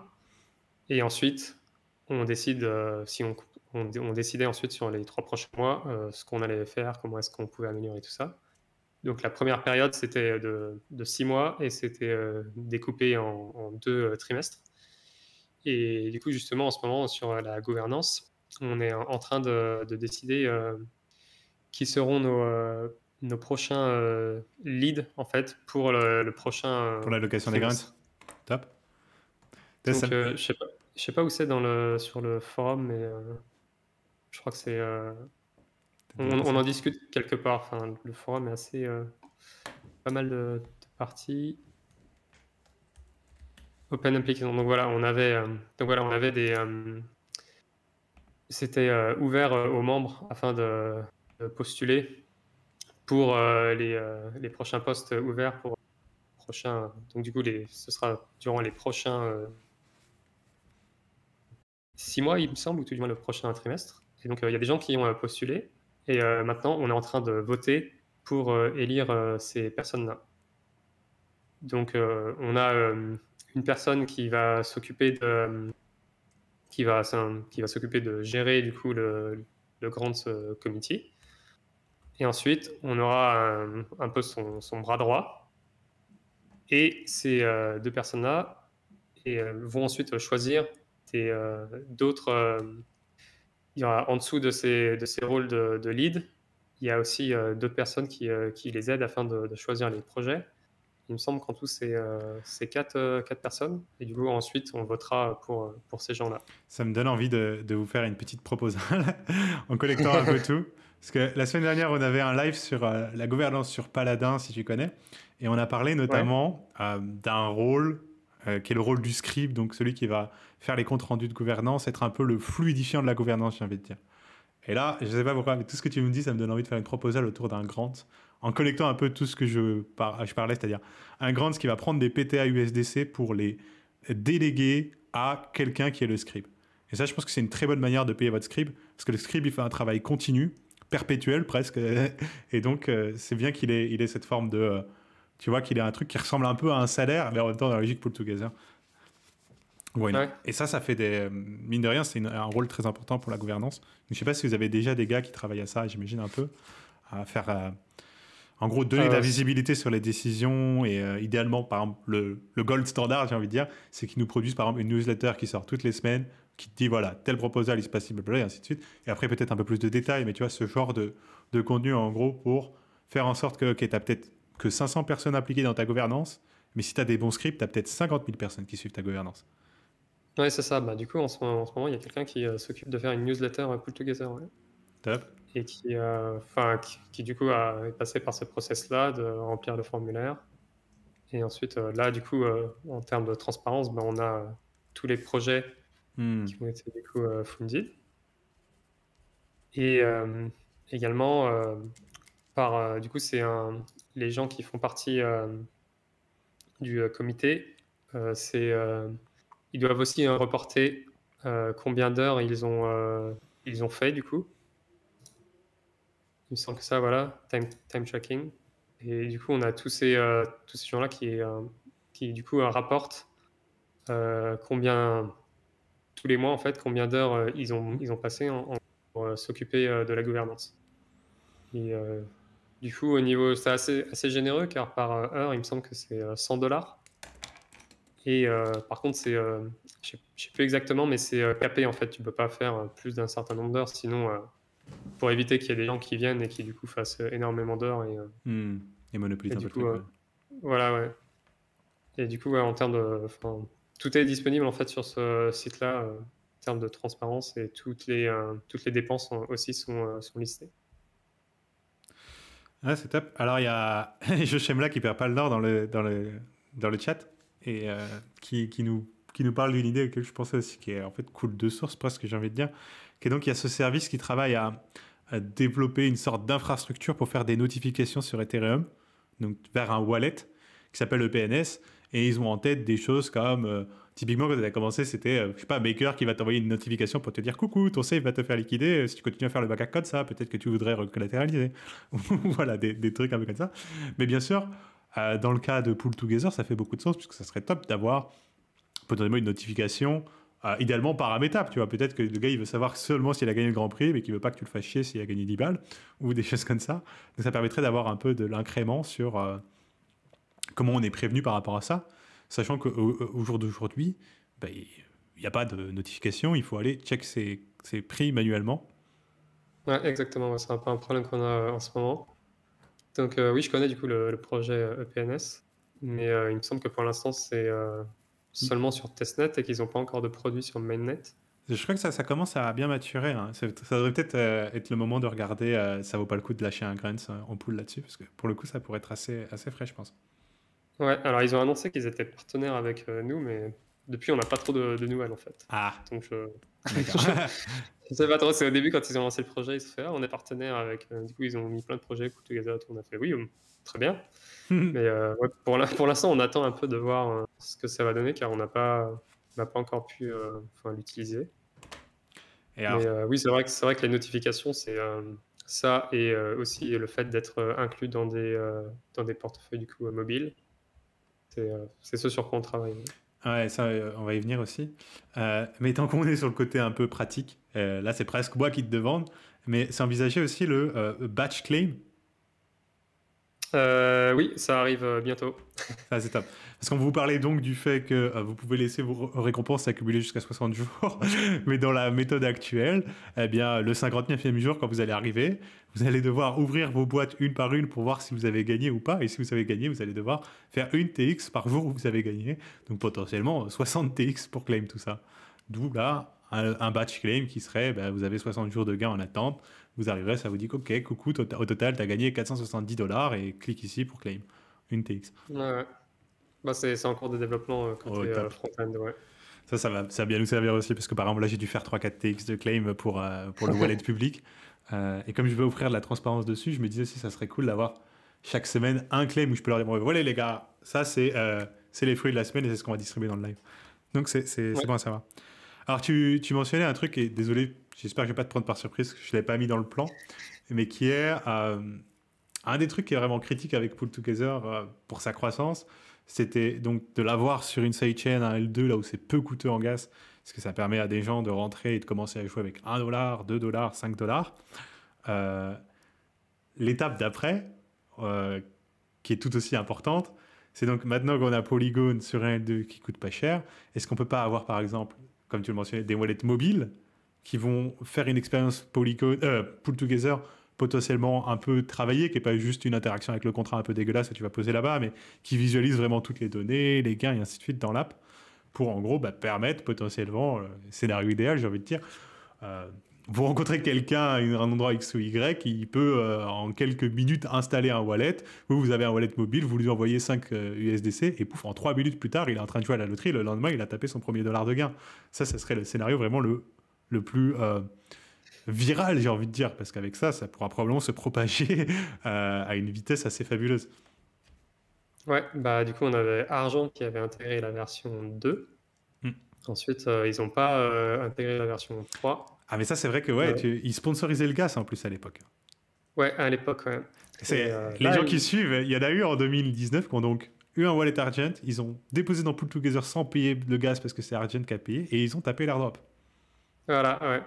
C'est Comme beau. quoi, ceux qui me disent ah, mainnet, gas, moins, bah ça dépend, et encore une fois, c'est du calcul, c'est du pour et contre, et blablabla. Bref, pardon. Ouais, et, donc du coup, là, Argent est en train de travailler sur du coup, l'intégration avec ZK Async pour la version Layer 2 de leur wallet. Hmm. Et ils sont très intéressés pour intégrer Pull Together. Du coup, en ce moment, ouais, on est en discussion avec eux pour cette intégration-là. Ensuite, on a aussi des discussions avec potentiellement un Rainbow Wallet. Ouais. Et je sais aussi qu'on a, du coup, on a payé un grant pour un autre wallet qui est plutôt du côté Android, qui s'appelle Orange Wallet, il me semble. Hop, je connais Et pas celui-là. donc, ouais, donc sur celui-là, il y a déjà une intégration avec, il me semble, la V3. Je sais pas trop où ça en est pour potentiellement la V4. Mais oui, oui, en fait, c'est un peu ce qui nous manque, le fait de pouvoir onboarder facilement des gens de la finance un peu plus traditionnelle directement depuis leur compte en banque pour Ça serait plus directement via simple. une app arriver dans Pull Together. Mhm. Et ouais, c'est aussi quelque chose sur lequel on travaille via d'autres wallets. Car nous, on est une petite équipe, donc s'occuper nous-mêmes de faire notre propre wallet, ça nécessiterait quand même pas mal de travail. Et en ce moment, c'est pas vraiment Non. on n'a pas vraiment la bande passante pour faire ça. Alors, tu veux que je te raconte une histoire marrante, Pierrick? Et putain, encore un plan où... bon, on va pas rentrer dans les détails, mais avant ça, je travaillais dans une compagnie qui proposait un wallet, Monolith, et une carte de crédit. Et j'avais proposé, comme plan marketing, qu'on dise, OK, t'as créé un wallet chez nous, et ben on te met 20 USDC dans Pull Together pour toi. Tristesse. Parce que si ça avait été fait, ça voudrait dire qu'on aurait littéralement donné un airdrop à tous nos utilisateurs. Bah ouais, Ah là exactement. là là là là là là. Bon. C'est pas grave.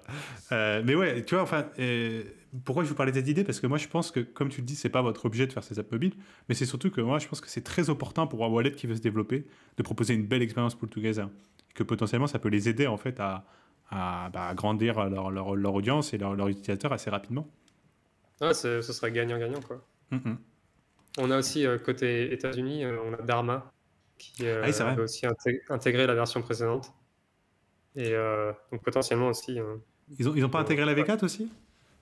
Pas encore, non. Pour l'instant, c'est juste la version 3. Ouais.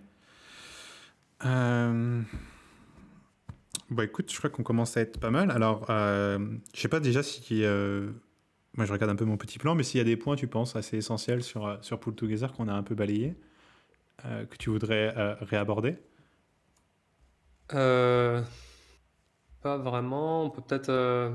si, on a un peu des stats sur la Vas-y. V4, si ça peut intéresser. Ah ouais, le Là, j'ai dashboard. pas. Ouais, Hmm. je sais pas si c'est C'est- partagé. Yes, yes, ça l'est. Donc je vais remettre à jour un peu, voir les dépôts si ça a augmenté. Donc oui, donc là, c'est du coup un membre de la communauté qui a fait un dashboard afin de voir un peu les différentes stats en ce qui concerne les pools V4. Et donc du coup là, on voit que du coup, sur Ethereum, avec les frais de gaz, ben, ça reste assez limité. Il y a même quelques whales qui ont du coup retiré leurs fonds à un moment. Hmm. Et du coup, c'est ouais, les dépôts sur Ethereum, enfin, du coup, ça stagne un peu. Là, on est un peu plus de 1,3 million.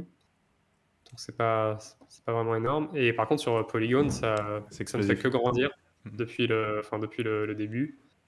Et du coup, maintenant, on en est, ouais, juste sur Polygon tout seul, c'est 7,6 millions. Ouais, c'est ce que je te disais tout à l'heure. Hein. Moi, c'est devenu vraiment mon rituel d'initiation pour quelqu'un qui me dit, bon, ok, ça y est, Brice, je suis prêt. Qu'est-ce que je fais? J'ai pas trop d'idées. Bah écoute, tu prends 5 Matic, tu vas t'acheter un peu du SDC et tu vas tester Pull Together. Et pouf. Ouais. C'est vrai que bon, c'est voilà, parce qu'il y a le côté c'est assez safe, il n'y a pas de perte et ainsi de suite. Euh, donc c'est une très bonne expérience pour commencer. Ah, c'est un peu le livret A de la DeFi, mais avec des prix. Mais voilà, avec des prix amusants, transparents, honnêtes. Bon, vous connaissez la chanson quoi. Voilà, et là, du coup, en dessous, on a un peu d'autres stats en termes de dépôts, de gens qui withdraw, et également les prix du coup, qui sont claim. Donc, comme on peut le voir, ben, c'est assez dissuasif les frais de gaz sur Ethereum. Du coup, on a vraiment très peu de prix qui sont claim. Alors que sur Polygon, bah, évidemment, c'est plus important vu que les frais sont moindres. Donc, un dashboard très intéressant, aussi bien pour la communauté que pour nous, du coup, pour suivre l'évolution du protocole.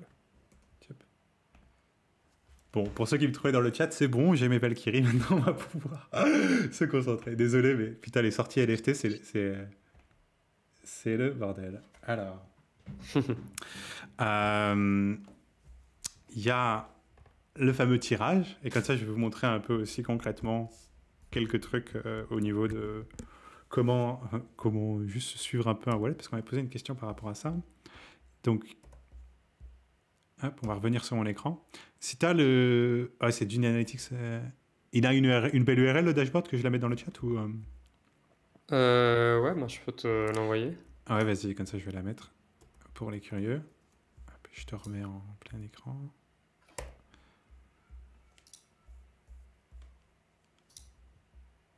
Et nous, de notre côté, on va aller voir le butin de la semaine et on va faire le tirage dans le chat.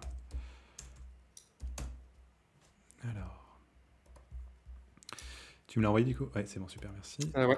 Hop, comme ça je vous la mets. Clac, clac, clac, clac, clac.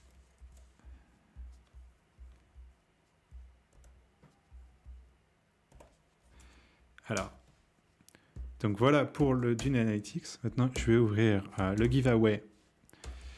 Le giveaway, donc, pour notre petit tirage de Pull Together ensemble. Donc, cette semaine, en gros, là, il va y avoir une personne qui gagne ce giveaway, qui va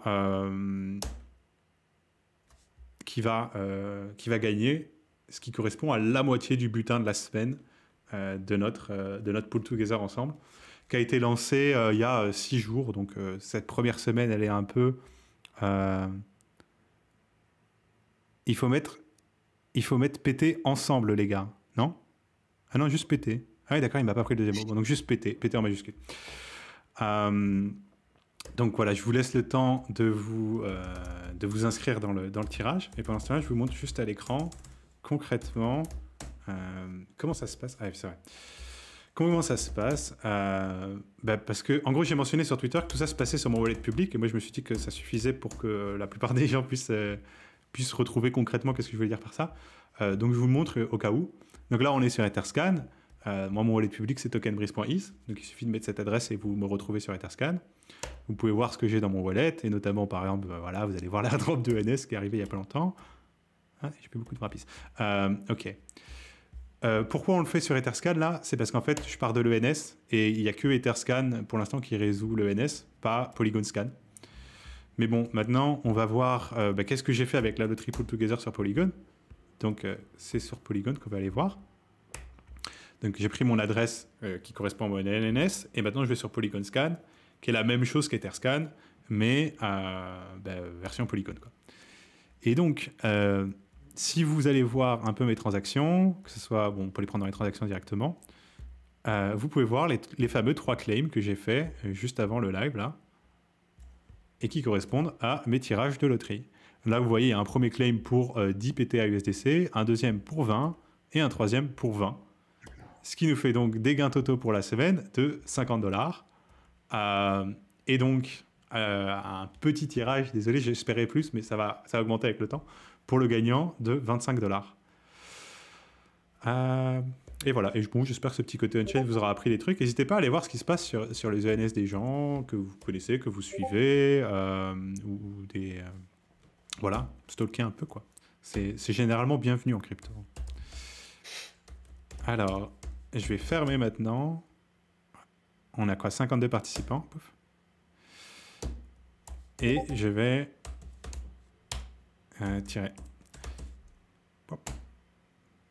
Et donc, c'est Marty 17000 qui remporte les PTA USDC. Donc, bravo à toi, Marty. Je te contacte après le live ou tu me contactes si tu me trouves. Oublie pas le coût de l'activation aussi. Je te le redis au cas où. Mais c'est-à-dire que je vais t'envoyer des PTA USDC. Si tu n'as jamais joué à Pool Together avant, il va falloir que tu signes une transaction de délégation à toi-même. On pourra détailler cette histoire pour commencer à rentrer dans le jeu. Et si tu ne le fais pas, tu ne joueras pas à la loterie. Ce qui est un peu dommage, vu que tu auras les tickets, quoi. Et s'il a besoin d'aide, il peut venir sur notre Discord aussi. Ce sera un plaisir de l'aider. Et donc, il y a désormais 5025 USDC. Ah bon, 5050, mais je dois payer Marty, donc il va en rester 5025 dans la pool. Et l'idée, c'est que là, il n'y a eu qu'une semaine de tirage. Je pense que je vais laisser ça sur des périodes de 2 semaines. Et on va faire des tirages toutes les 2 semaines ou quelque chose comme ça. À voir. Mais voilà, l'idée, c'est qu'on joue ensemble et qu'on voit un peu ce que ça donne, que ça soit marrant. Et peut-être si tout marche bien et que dans un an ou deux, il commence à y avoir pas mal dans ces 5000, on décidera ensemble de les amputer pour, je sais pas, donner 1000 ou 2000 à une cause, à une DAO, à quelque chose qui nous parle si c'est pertinent à ce moment-là.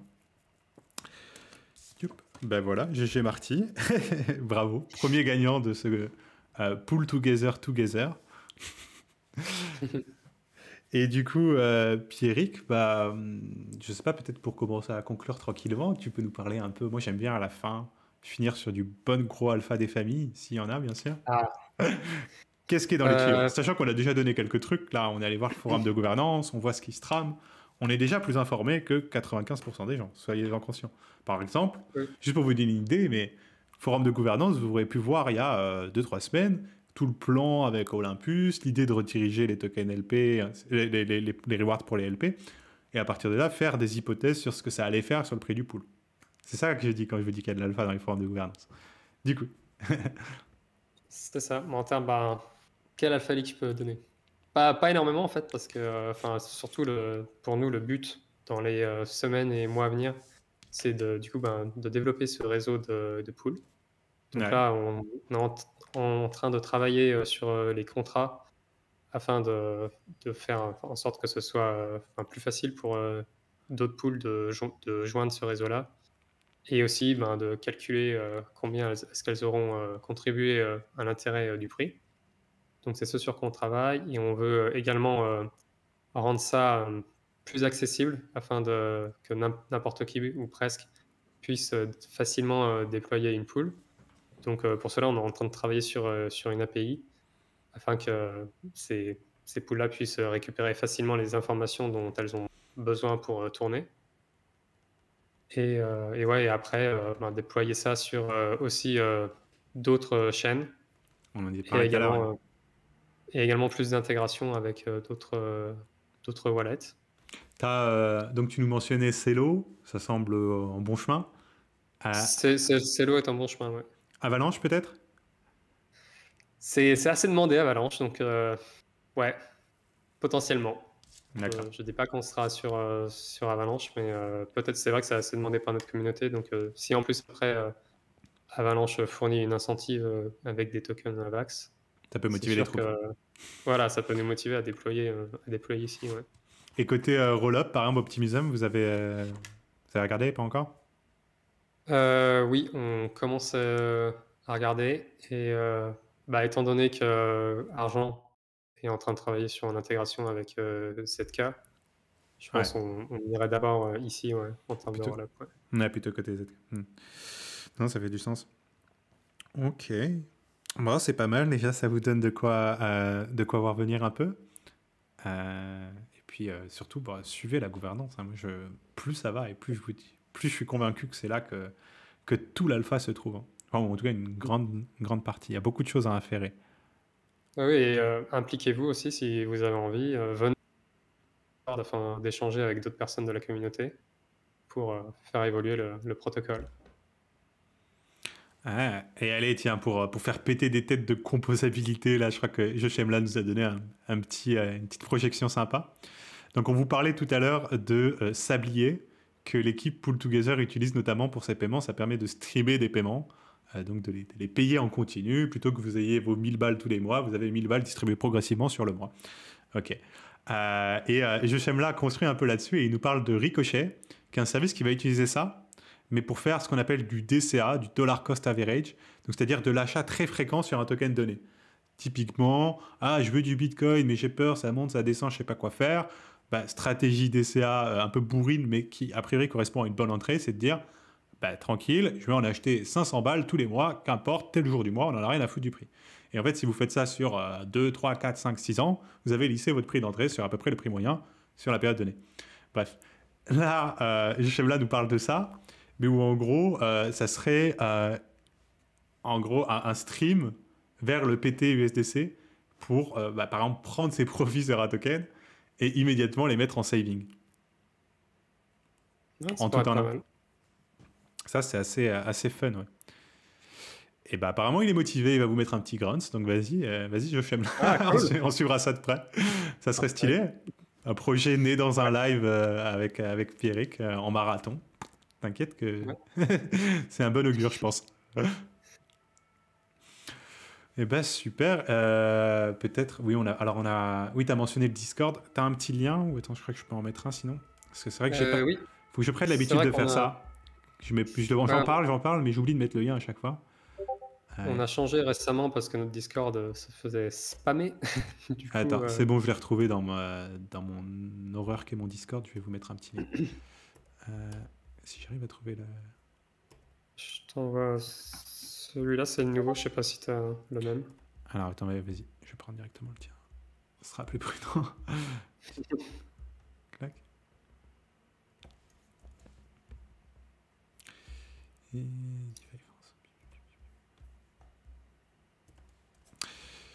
donc, ouais, n'hésitez pas à aller voir leur Discord pour suivre au plus près et vous renseigner sur le protocole, aller voir ce qui se passe du côté. C'est vrai, en fait, on a un bon truc. C'est assez généralisable la plupart des protocoles. Vous voulez savoir qu'est-ce qui se passe et qu'est-ce qui arrive, vous allez voir sur le forum de gouvernance, vous avez déjà une idée des proposals qui ont déjà été passés, mais pas encore exécutés, et aussi des sujets en cours, donc là où la communauté est en train de regarder en ce moment, qu'est-ce qu'elle estime être les problèmes, les points à travailler. Et parfois, vous vous rendez compte que la communauté est complètement à côté de la plaque et sert à rien. Ça peut aussi être... voilà, il y en a plein. Il y a des DAO où les gars, ils sont en train de... En gros, ils ont un marché monétaire ultra risqué qui manque de se péter la gueule tous les jours, et ils sont en train de discuter, ce shitcoin-là, est-ce qu'on le passe de 55% ou de 50% LTV? Un truc qui est inconséquent en fait. Ça, c'est fréquent. Donc le forum de gouvernance vous dit beaucoup, autant par ce qu'il y a dessus que ce qu'il n'y a pas dessus. Et après, j'aime bien cette idée aussi, et tu en as parlé aussi, Pierre, allez voir les grunts. Les grunts vous disent aussi, qu'est-ce que la communauté valorise? Ben, par exemple, vous voyez un grunt pour un scribe, vous savez que Brice est content. Non, vous savez aussi que cette communauté valorise les gens qui contribuent à sa gouvernance. Vous voyez des grunts pour différents types de... Vous voyez qu'un gars qui a fait un dashboard il y a 3 mois, il a pris un grunt. Ok, cette communauté reconnaît les mecs qui bossent pour elle et qui apportent de la valeur. Ça aussi, ça vous en dit sur le projet.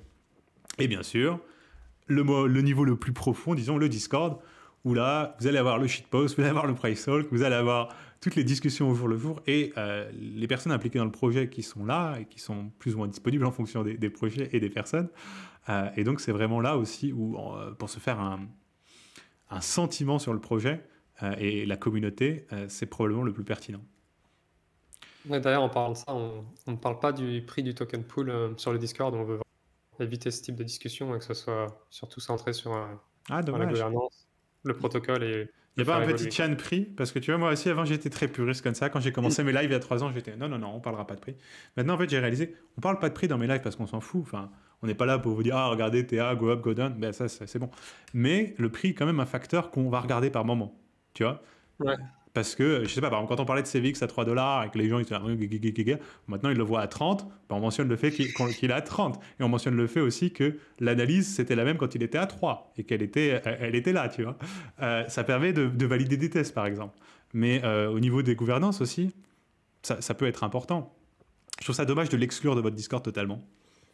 Ouais, c'est vrai qu'on avait pas mal de gens qui venaient et qui parlaient que de prix. Après, c'est On ça. avait un célèbre utilisateur, Moonboy, qui disait pool et pas faire 50x, ça va être terrible et tout. On est là, calme-toi un peu. Ouais, d'accord. Mais tu vois, après, il y a aussi le truc qu'il ne faut pas oublier le prix de votre token et ça doit être un paramètre qui est pris en compte dans les décisions qui sont faites sur le token, par exemple. En termes de LP ou autre. Et ça va être un paramètre qui va être déterminant. En gros, le prix de votre token, il correspond à votre puissance de frappe. Parce que je rappelle quand même aux utilisateurs que la Trésor, elle est assise sur 50 M, quasi entièrement en pool. Donc si pool il fait x2, la Trésor, elle est assise sur 100 M. C'est ça. Ouais, le token qui est, de mon point de vue, assez sous-évalué pour l'instant. On est d'accord. À voir comment est-ce qu'on peut faire évoluer ça dans les prochains mois, quoi. Bah ouais, écoute, je pense qu'on va sans doute s'arrêter là. Allez, pour finir, vu qu'on a fait un petit tour d'horizon des sources pour aller à la pêche à l'alpha, est-ce que tu as des petits trucs comme ça que toi aussi... tu sais, un peu comme j'ai fait, c'est-à-dire, tu vois, moi je vais voir le grunt et je cherche certaines choses en particulier pour comprendre des choses sur le projet.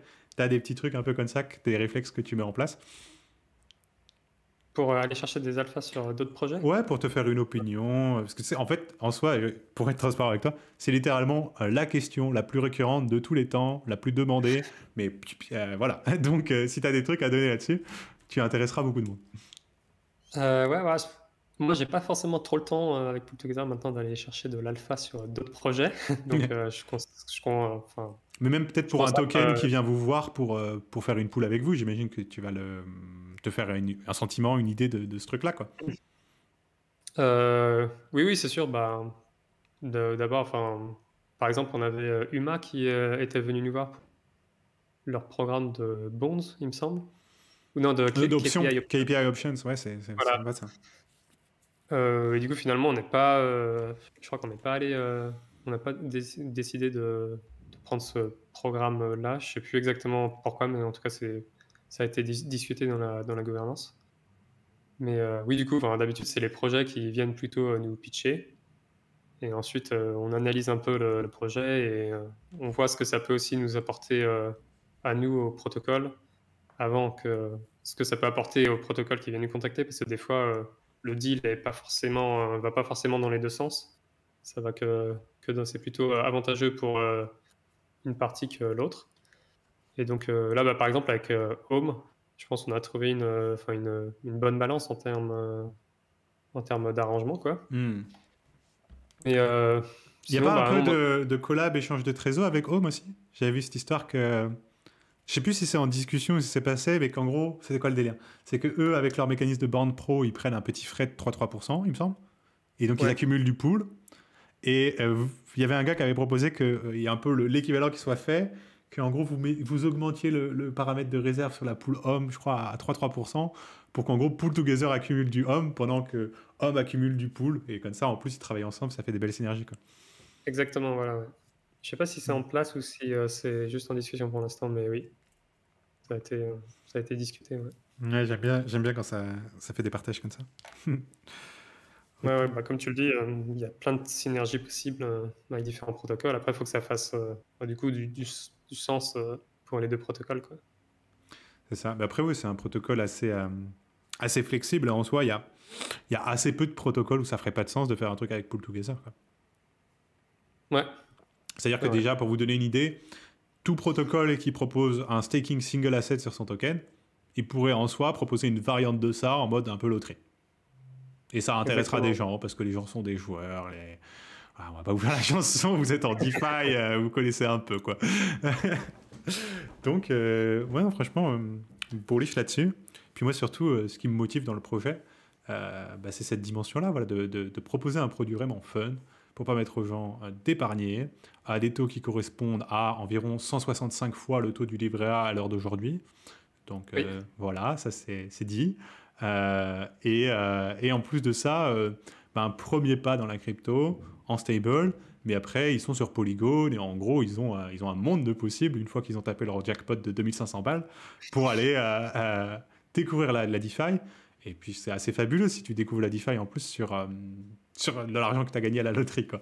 C'est un côté, je pense que tu vas faire des choses avec cet argent qui vont être un peu aventureuses et ainsi de suite, et tu vas apprendre plein de choses du coup, parce que tu auras pas ce j'ai peur si je les perds et ainsi de suite. C'est un bon mindset.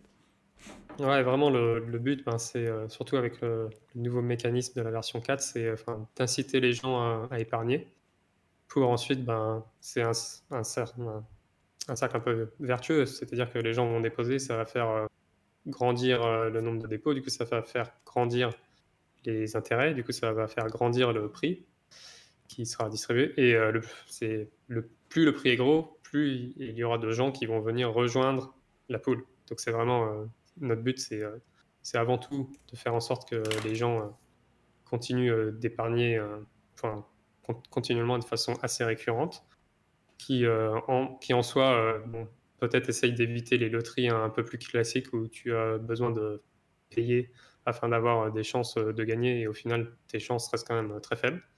Et vraiment voilà, inciter les gens à épargner et à faire grandir le prix distribué. Donc c'est un peu donné comme but d'avoir un prix de 1 million, ce qui est assez ambitieux quand même, Mhm. mais Bon, on c'est pense être jouable. capable de l'atteindre. Ouais. Tiens, tu m'as fait penser à une autre idée de Grant, qui a appelé plus le bris marketeux du bon vieux temps. Mais tu me disais, les gens des loteries classiques, tu sais que ça c'est une population extrêmement targetable sur Internet, hein, les joueurs de Française des Jeux et choses comme ça. Du coup, je me disais, pourquoi pas, petit Grants, coucou, on tente 50K de pubs très agressives sur les gens qui font de la loterie classique. Pour leur dire, hé, marre de se faire tondre, coucou, t'aimes donner de l'argent à l'État et la Française des Jeux. Tu vois, vraiment en mode pour leur dire, bon, voilà. Et là, je pense que ça peut donner des trucs sympas aussi. Bref, pourquoi pas. Exactement. Ouais. Ah, et bon, ça va peut-être être la prospection de la fin. Alors, comment réfléchir? Les petits exercices. Comment on peut euh, propager le cheval de Troie d'Ethereum pour, euh, pour, euh, pour en gros bah, aider les gens à découvrir un peu tous ces mécanismes. Ouais, c'est une bonne porte d'entrée à la DeFi. Et moi, c'est comme ça que j'ai un peu découvert la DeFi sur Ethereum. J'ai découvert le protocole et en fait, après, j'ai commencé à m'y intéresser, à contribuer un peu. Et j'ai fait quelques hackathons. Du coup, j'ai pu un peu découvrir le code sur Solidity et comment développer des smart contracts. Et ensuite, après ça, ils m'ont contacté du coup pour les rejoindre à temps plein. Et c'est à ce moment-là où j'avais un peu un test. Du coup, c'est de créer la yield source AV. Ah, Et du coup, très content d'avoir pu. C'était mon premier projet stylé. en termes de smart contract. Et du coup, c'est celui-là qui m'a permis de rejoindre Pool Together. Et maintenant, c'est aussi utilisé aussi bien pour la V4 que pour beaucoup de pools sur la version 3. Ah, c'est top.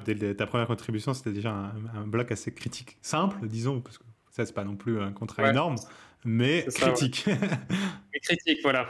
Quand Ouais. la première pool sur Polygon de USDT, il y avait 8 millions qui passaient à travers ce contrat, Ah je fais: oui. «Ah, quand Ça, même, faut pas qu'il y ait un bug, quoi». c'est vrai qu'il doit y avoir moi qui dev pas, j'ai du mal à réaliser ça, mais il doit y avoir une différence en tu dev ton bot ou je sais pas quoi, tu le fais tourner sur ton ordi ou même sur un serveur, t'es content, ça marche, le site il bug pas, et tu dev ton contrat, et là, il y a des millions de dollars qui transitent tous les jours dans ton code, ça doit pas être le même ressenti, quoi. Faut bien tester, quoi. Ah oui, Faut bien tester. ça c'est sûr. Au top. Eh ben écoute, merci d'être venu, Pierrick, c'était vraiment une super session, Bah, merci à assez toi, instructive. c'était vraiment bien. Très content d'avoir pu participer, surtout que j'aime beaucoup ce que tu fais pour la communauté, française. Ah, merci. Donc vraiment un honneur d'avoir pu présenter, Pool Together, ouais. Ah, mais l'honneur est partagé, c'est dans le partage des deux côtés. Et je crois qu'on a Ouais, fait, on a attiré quelques joueurs, il y a quelques joueurs dans le chat qui disaient qu'ils sont allés voir, et puis au moins un en tout cas, qui est donc Marty, notre gagnant, qui remporte oui. ses 25 PTA USDC et qui joue à la loterie en freerider. Bravo à lui. Et du coup, nous, bah, on se dit à mardi prochain. Pour l'instant, il n'y a pas d'invité prévu. Peut-être qu'il n'y en aura pas et qu'on va faire un petit point DeFi un peu plus classique. Et voilà, et je vais m'organiser un peu plus pour vous refaire un petit calendrier des lives pour voir la prochaine fournée de projets qu'on va recevoir. Et je vous tiens au courant dès que j'ai des infos. Allez, bonne soirée à tous. Faites de la DeFi pour aller chercher vos airdrops. Ça serait dommage de les laisser sur la table. Et, euh, et ouais, soyez curieux. À bientôt. Salut, bonne soirée.